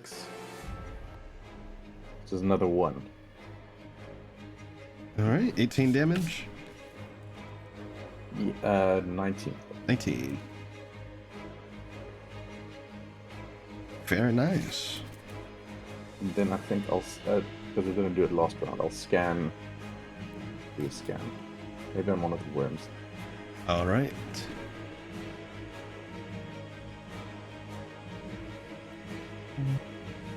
Get back to my stats. Do perception. Natural 1. Oh no. Nice. Run out. Rip. Very sad. The game. The game was like, this is your stopping point. Skill. It's like, oh, that's quite enough, thank you. We're gonna have to hold you right there. Oh wait, I've got a bonus action. I mean, you can bonus scan. action. You can use your bonus action to scan if you want to. No, I mean that melee hit hits, so I'll cast a spell. All right, go for it. I will cast a Phoenix Strike. so that's a Dex save. Dex saving throw. Yeah, DC 15. That is a 6. Yeah. So that's going to be another 2d4 fire damage. No, 2d6, sorry, not 2d4. That's 9 fire damage. Yeah, this priest also isn't looking too hot. He's on the ground. He's in the dark. He's charred now because the Phoenix just landed on him. He's not doing great. He's also still on fire. Yeah. The Phoenix just added to the fire. More fire, please. But up next is Ponto, followed by Gunther. It's Ponto time! Alright, we got blind and prone. We're liking those conditions. I think that's just for my guy, 4. I don't know about 3. Well, 3 is definitely blinded. He's got the little ring around him. So screen just Ponto cut. is going to use his bonus action to cast Dragon Breath. Oh. And then he's going to unleash Dragon Breath, and it's going to be... we're going to do lightning damage. So we get a cone of lightning.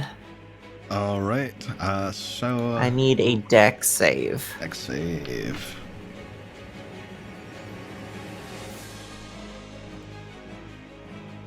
And with the cone, let's see. So it goes there.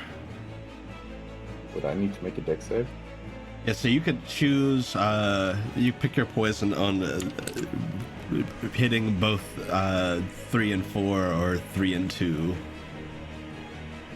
Let's go with 3 and 4, because 4 is prone. Alright. Dex saves. 3 got a 22, and 4 got a 11.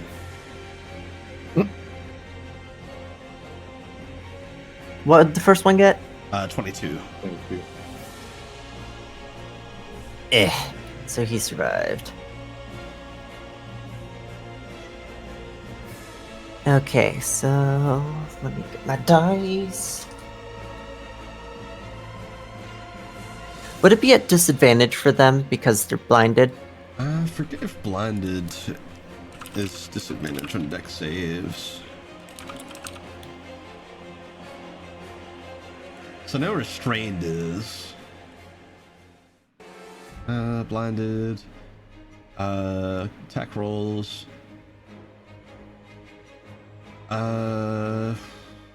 No. That is so weird. It's terrible damage. Well, damage is only 7 points of lightning damage. As Ponto kind of reels back and his eyes flip to like an electric blue, and he lets out the blast.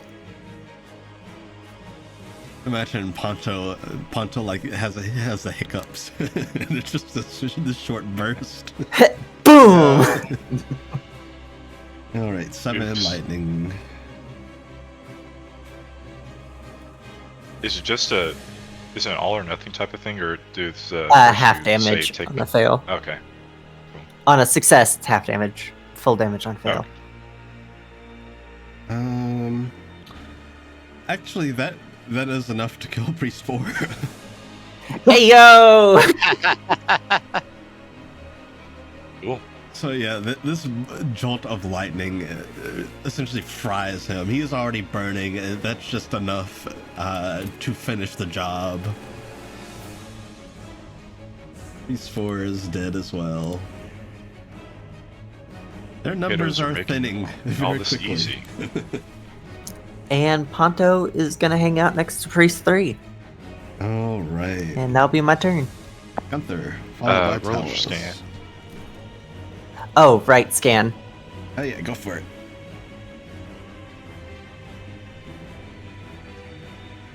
Scan, scan, scan. Oh. It's an 18. All right. Are you scanning the worm or the priest? I would be scanning the priest because I can't see the worm right now. All right.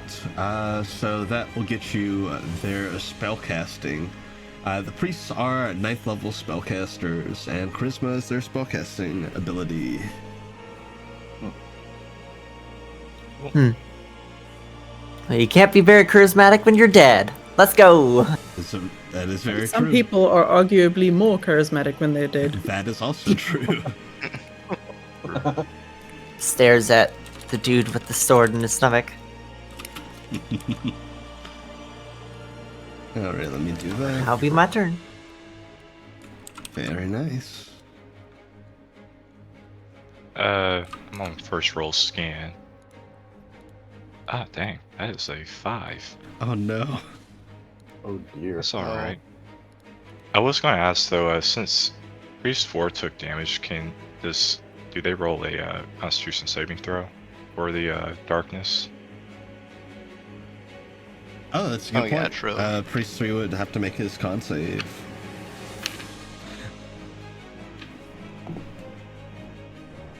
That is failure. Darkness is gone. Yeah. Alright. Bye-bye. That helps me out a little bit here. Unfortunately, that means that Gunther's, I guess, bright buzzings won't make an appearance this time. But, Gunther's going to use his, use a bonus action to use his Channel Divinity, and he, just to make sure, I've seen Talos use, like, a fire attack, like, today, right? From his fire rune. I am going to give Talos at my aspect of radiance as a bonus action. Ooh. So for 1 minute, he has resistance to cold and fire damage. If he rolls any fire or radiant damage, he can choose re-roll it and choose either result.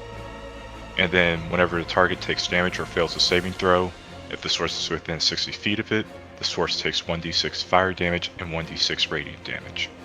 Ooh. And I can, I'll message you to you here, TK, so that way you can kind of know what you're working with. Thank you. Mm-hmm. There you go. In the meantime, though,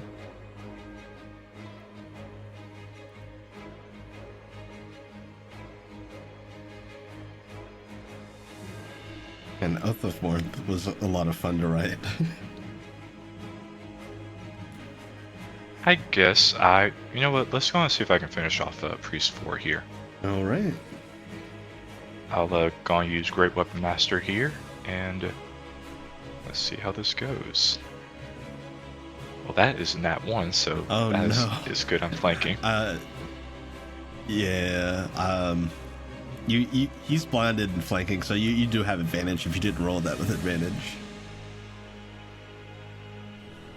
Okay, that is 15 to hit. That's a little bit better. Oh, yeah. 15 hits. Alright, cool. Let me roll damage here with the first, just to see if it finishes him off. 1d6. 4 plus 5. So that's going to be another 19 points of damage with Great Weapon Master. And that empowering powder is still in effect, right? Yeah, it lasts a minute, so that would be 10 turns minus however long it took before we split up. Okay. Yeah, you've got a while. Okay, cool. That'll be 5 more points of damage, so that's 24 points of slashing damage. Oh, damn. Hell yeah. You said 20 points. 24. How do you want to kill Priest 3? Murder. I'll probably just do like a quick little slash towards his back. Not trying to cut him into like 2 or anything, but just like a kind of like swordsman type of thing where they just kind of crumple and fall. Yeah, he only had 19 hit points left. Very nice. There is one priest and 3 worms. You have thinned their numbers drastically. I still have my extra attack here, so let's get right over here to this guy. And I'll go on if I roll 1 more damage. Here. Wait a minute. Sorry, let me check one little thing here really quick. And so it's very funny that the guy in the back got destroyed the most and the quickest. It's like everybody looked past the other 4 and went, that guy. Fuck that guy in particular. That guy right there. I do not like his vibe. He did not pass the vibe check. He didn't. I mean, he was the first one on the list, so. That's true. true. Just gonna be a 12 to hit. 12 will miss. No problem. I will kind of get up on him menacing. Actually, let me just do this right here just in case Talos decides he wants to do something. And I will end my turn. Very nice. Speaking of which, Talos. Talos will decide to do something. He will saunter up here. Bonus action trigger his Ild Rune, so his sword catches fire. And he is going to swing, which I believe we're flanking at this point. Yep. Yep. Alright, sweet. 1, 2. Alright, I will hire these for a 24 to hit. 24 hits.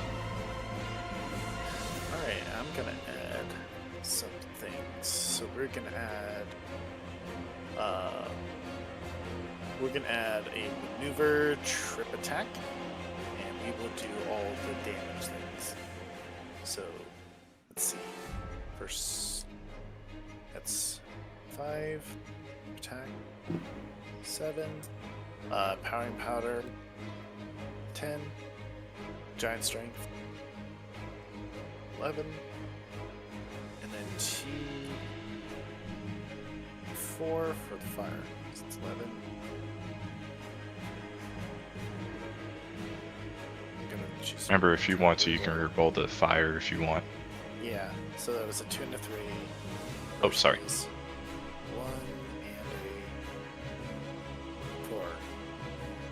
Oh. So I'm gonna choose the 2 and the 4, so that's 6. So that was 11 plus 6 is 17 plus 7 is going to be 24 damage. All right, and yeah, he failed his strength save as well. He got a 7, so he's also prone. Yep. All right. One more again. All right. Do it again. 16. Person 2, I will take that 16 to hit him for 24 again.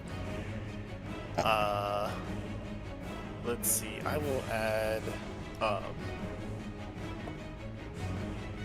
So I will do a gift to reduce his. They haven't really. I don't think they're like melee fighters, so I'm just gonna reduce their armor class. So, sword 2, gift is an 8. It's 10. 2, 4. 4. Good. 4 and a 1. Then choose to reroll that 1. 3. Alright, so it's 10, 7, plus 7, plus 7. So it's 10. 31. 7 is 24. Wait. Yeah, 24. Add another 7. Yeah, okay. All right. Yep, 24 damage. And his armor class is reduced by 8. Holy shit. Yeah, he's not looking too great. He looked very scared. Like, absolutely terrified. Are we the baddies? Nah. No, we're not enslaving people. No. It is always morally correct to kill poachers. Fair. Alright, just tell us to do anything else. Gloat and pass turn. Alright. You want to scan? Oh yes, that's probably a good idea. Go for Is it. there anything left to scan? Yeah, tail. Okay, there's a few things to scan. Okay, go. My perception. Not good.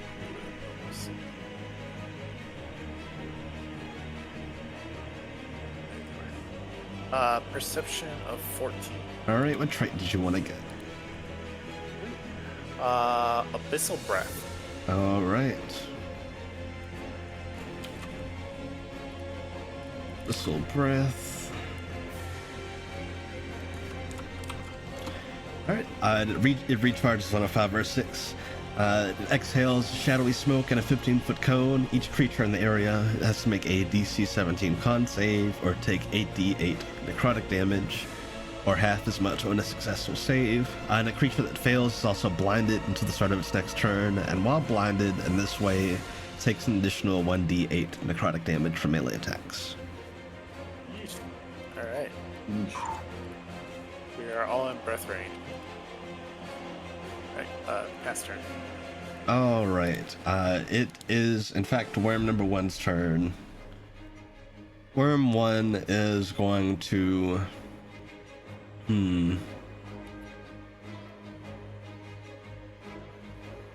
That's a good question. What is he gonna do here? He's gonna try and do the most direct means of protecting who he believes to be his friend, and he's just going to attack Talos. Let's see. Abyssworm, no, he's not your friend. He's toxic. You don't know him the way I do. He's just a guy. Bite him. You need to cut him out. Oh, I forgot he could do that. That's scary. He is... Yeah, he will try and bite Talos. That is a 24. Yeah, that'll do it. Alright.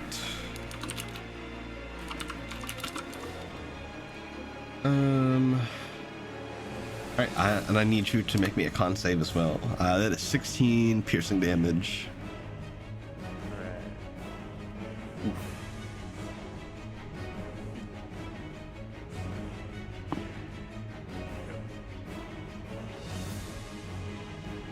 Yep.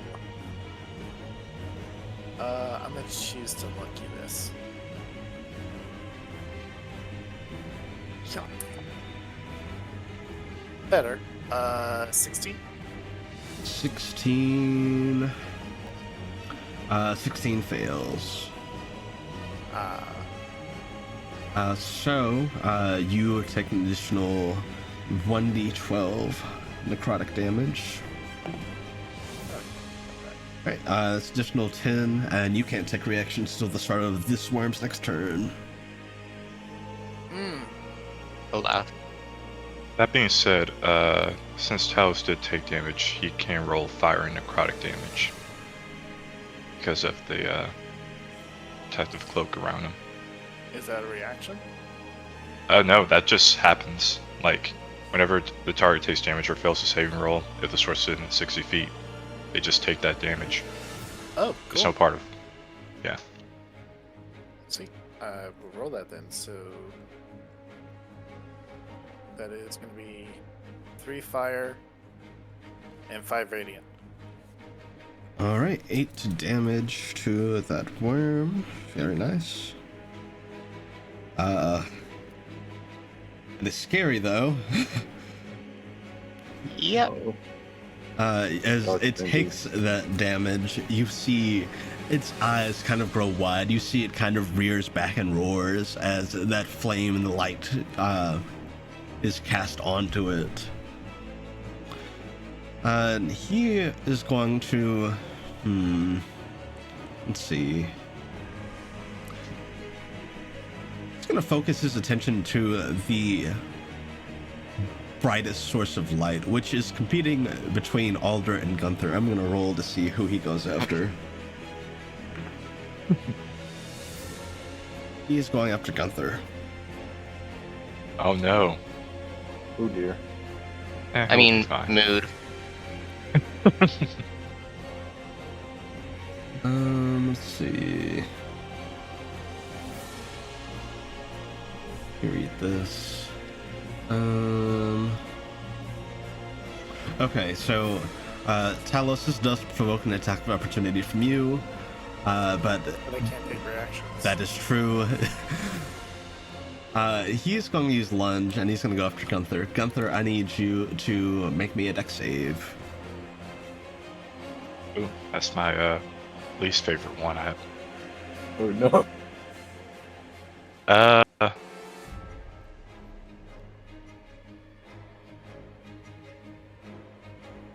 Yeah, that's an 8.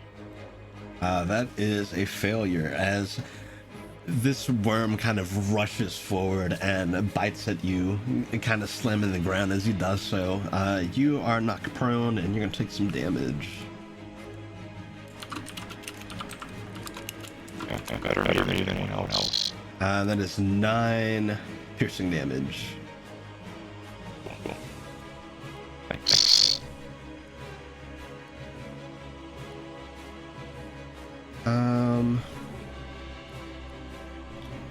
And he is gonna finish up things here. You can see that there is this dark smoke forming at the corners of his mouth before he absolutely sends out this blast of shadowy smoke. I need for both Gunther and Ponto to make me a con save. Okay. I can do this. I hope. That's not one for Gunther, so you can't do this. Ponto is either there, that's 3. Oh no. So that's 31 necrotic damage. And both of you are blinded. Which I don't think affects Ponto too That's fine. Yeah, I think it like literally just yeah. Yeah. It should be going back up.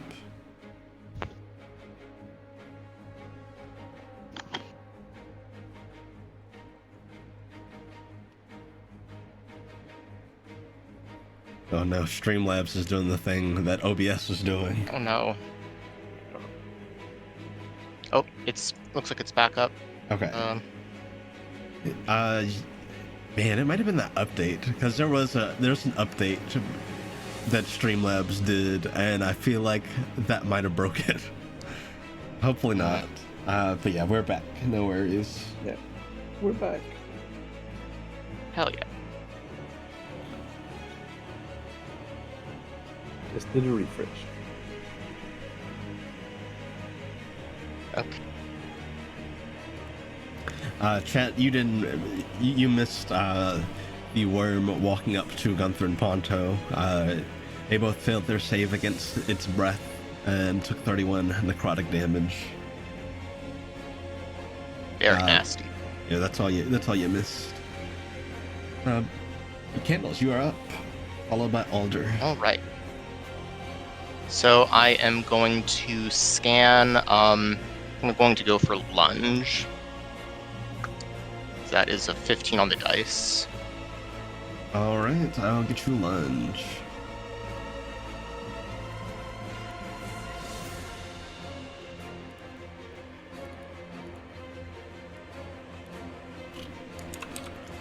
Alright, lunge. The worm darts forward up to 15 feet and lashes out with a bite against a creature within range before slamming it on the ground. The target must make a DC 17 dex save. On a failed save, creature takes 2d10 plus 6 piercing damage and is knocked prone. Yikes. That's quite a high DC. You know, not gonna lie though, I kind of got off easy on that piercing damage though. Like 1 and 2 were the rolls. Yeah. Okay. So I am going to this kind of tactical combat roll over there, and we'll use expedient administration to apply Silencer's Poison as a bonus action, and I will shoot another crossbow bolt at Priest 2 there. All right. Yeah. Ooh, that is a 16 on the dice, so 16 hits. yeah. Okay. So he has to make a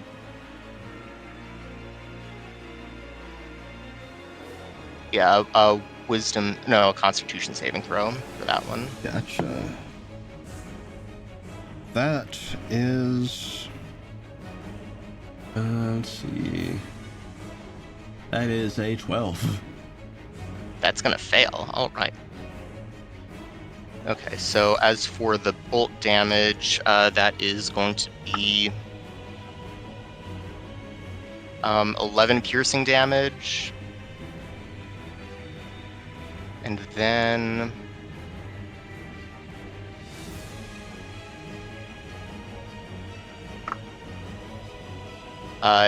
9 necrotic damage, and he cannot speak or produce verbal components. He also can't do that because he's dead. How do you kill him? I think a crossbow bolt through the neck is pretty sick. Oh my god, he died. So, yeah, you fire this crossbow bolt, and it pierces through his neck, and he just kind of goes stock still and flops over. He is dead, and with him dying, Hell yeah. I need to roll some things. Okay. That's the same roll. Wow. As this happens, as this last priest drops to the ground, you see the circle begin to flash. And you can see that there is a bright, very vibrant glow of that same green from the 3 controlled worms' eyes. And then, as that light seems to intensify, it fades. And they appear to be back to normal. And that ends combat. Whoa. Woohoo. Yay. I was Good not job, expecting. everyone. I was not expecting all 3 of them to fail that. They did. Nice. So they come back to their senses, and you all are still kind of feeling the adrenaline, but you all would notice that light has gone from their eyes, and they look at each other. They kind of look around at the situation, the absolute chaos that is the scene before them, and one of them will kind of step forward and speak up. Let's see, there we go.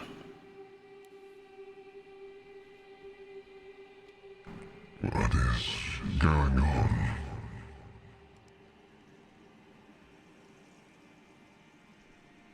Hi. Glad to see you all back to normal. Or are they back to normal? I can't really see right now. Oh, right. What is And- this stuff in my eyes? It burns. York will come over and cast Lesser Restoration on you, Gunther. Ah, thanks, little buddy. Are you okay? It looks painful. I've taken worse. Just glad that you guys are all right. Where is could love. There is her egg. They're safe. Don't worry about that. We came to your aid.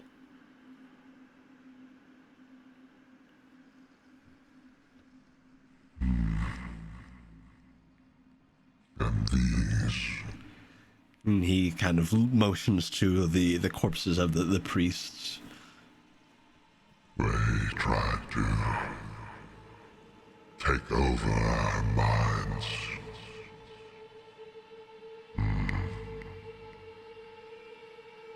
Yeah, but it seems like they were marginally successful with that, but we put an end to it. Perhaps being here out in the open isn't very safe for us at the moment. Would you all accompany us to visit the Dragon Knights? They would likely want to reward you for your valor. Sure. Oh, yeah. I mean, we'd be honored. I'll have these... Is there food? Yes, there'll be food. I'll have the other two lead you all there. I need to find my love and her egg. And once I'm sure that they're safe, you'll return. As I may have a proposition for you. All right. Well, you see, Barney points to where they were lured down from by the other worm with the egg. Like, she's up there. You'll see she's perfectly safe. Thank you for helping us. They took us completely by surprise. It were a matter of sheer strength, I've no doubt we could have dealt with them. But that magic they used was overwhelming.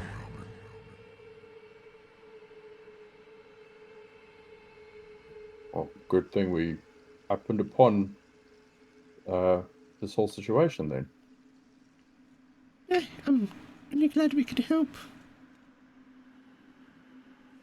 Yeah. Ponto's gonna kind of like encircle the abyss worm. He's just gonna like walk around in circles around it, looking it up and down. He Just judging it, aren't you? he seems to focus his attention to Yorick. You, young one. You look familiar.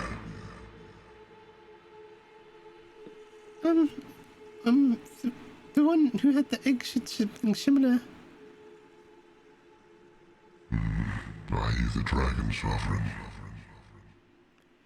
That's what she called me too. I think so.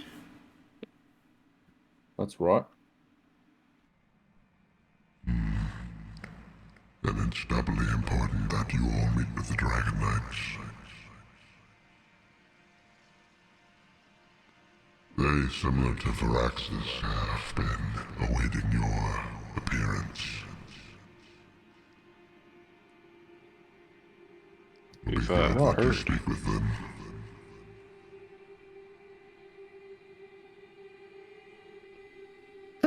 Yeah, definitely a good idea then.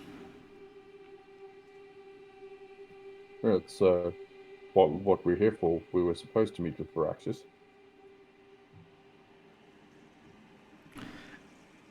And Ponto, as you're kind of encircling this worm, will kind of lower himself down and very lightly touch the flat of his claw to your forehead.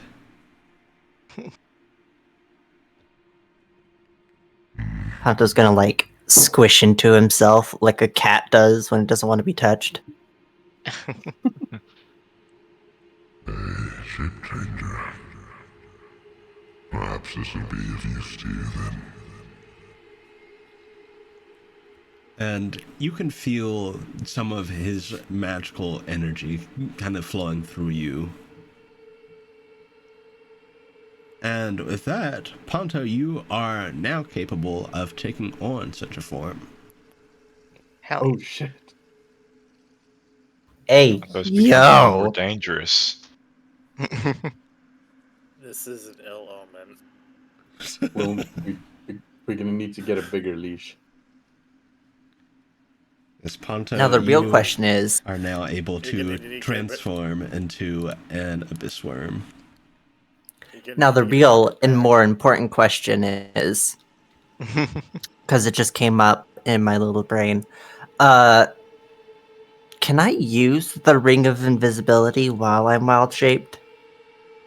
Because it's technically a part of me. That's a good question. I don't see why rules is written you wouldn't be able to, honestly. It's Because, like, terrifying. Yeah. there's so many greater possibilities here. Yeah, so I will send you your version of the stat block. It won't necessarily be the same as the Abyss Worm stat block. Of course. It's the same as the ones you fought, but pretty similar. Very similar. Mostly looking pretty good. Yeah, the biggest changes would be to like the DC and the damage die, but you pretty much get all the traits.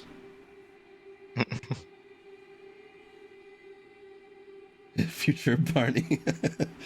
That is definitely a problem for future Barney. Wait, problem for all of us here. Oh, Now yeah. we can't just keep Okay. them on our heads. Barney has it a little easier. Barney just kind of tells Ponto no, and Ponto doesn't.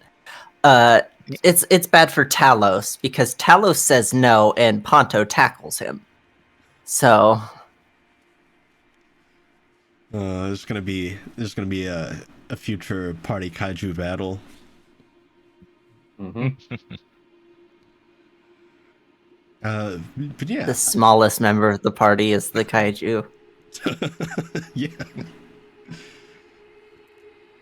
But with him doing that, he will turn his attention to the temple that you all pointed out and will fly off that way, heading towards his egg and lover. The other two will kind of they'll walk ahead and kind of look back at you and will speak up. Shall we lead you to the Dragon Knights? Lead the way. Yes, sir. And yeah, the other two will begin to lead you there, and I believe that is where we will call today's session.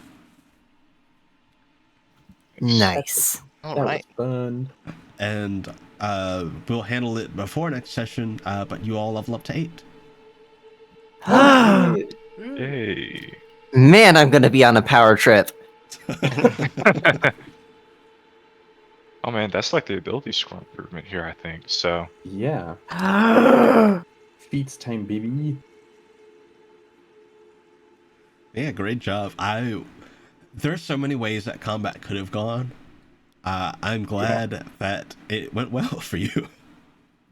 honestly, considering how like that one abyssal worm kind of, I mean, didn't really mess us all up here, but like messed Telos, me, and Ponto up like that. Yeah, I'm glad that we kind of got the drop on the priest first. It is Yeah. very good. You I- got that surprise I run, mean- yeah. Yeah, it had enough oomph to 2-tap Ponto out of his form. Yeah. Did we figure out who they're priests of? Not yet. Can we do a little sniff around? I don't mind helping out with that too. Yeah, before we wrap up here, go ahead and make me some investigation checks. Right. Thanks for mentioning that, Palm. Cool. Can I No. use my sniffer to try to get like direction? Of where they like came the from? direction where they came from. Yeah. Yeah, go for it. I'll take perception or Hell investigation for that. Perception. That's a natural 20. Okay, never mind. That's for a 27. Yeah, with that, they seem to have come from the. They seem to have come from the east, the northeast.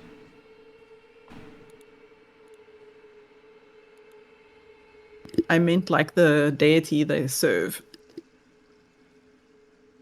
What did you get for your investigation? 18. So with that, go ahead. What did Barney get? Sorry, no, I just got a 14. Okay. Yeah, looking over their robes seem to have kind of a deep purple color and that same kind of sickly green along the trim. These are priests of. You don't quite get a name, but you kind of get a general. You get some general information that you could maybe use and research them. Like, there's not a name of who they worship or any symbolism that would be recognizable to any of you, but they are eldritch priests of some kind of abyssal entity. You could piece together that this could be either some kind of. This could be a demon of some kind. This could be something of a more abyssal nature, or it could be something otherworldly entirely. What we need to do is go to the priest uniform store and ask them whose colors these are. I don't know if any of you wore a school uniform, but I have very vivid memories of going to the school uniform store and having to pick out my specific. It was awful. School uniforms suck. I don't know why people do that to kids. It's so horrible. They're never comfortable. I did not do that, but I had to wear scrubs for my first job. So maybe it's the same concept. I think scrubs are probably a bit more comfortable because they're meant to be worked in. School uniform is just for looks. There's no consideration for comfort there at all, in my opinion. Yeah. Right, Yeah. But, you can find like specific brands and such. Yeah. I will say, I've probably already said this before, but my school used to do it because they thought it improved test scores. So, there's this so weird. Bizarre. Yeah, there really is a vibe around school uniforms where it's about like school pride and school spirit, and you're supposed to, be better behaved when you're in a uniform because people can tell which school you're from. It's just really all nonsense. It really. Yeah. It's just uncomfortable and everyone hates it, and the parents hate it because it costs a lot. Yeah. Anyway. Sorry. No, you're fine. School uniforms aside, chat, that'll do it for today's session. We'll be back on the 6th for the next session, April 6th, if that works for everyone. I think that should be good. yeah. What day is that? Yeah, I think so. Yes, should be fine. All right. But yeah, we'll be back then for more of this. I almost instinctively said we'll be back next Friday for Cry of the Bleeding Moon, but that ended yesterday. Aww. But yay. Yeah, if anyone mixed bag. hasn't watched Cry of the Bleeding Moon and you want something to watch in the meantime, go check out our YouTube. The VODs are there, at least most of them. Unfortunately, Twitch and downloading doesn't always work, so there are a few that got corrupted, but the recaps are all there. So yeah, go check that out, and chat, we'll see you on the 6th for the next session. Thank you for joining us, and enjoy the rest of your Saturday. All right. See you later. Bye. Farewell. Later. Bye.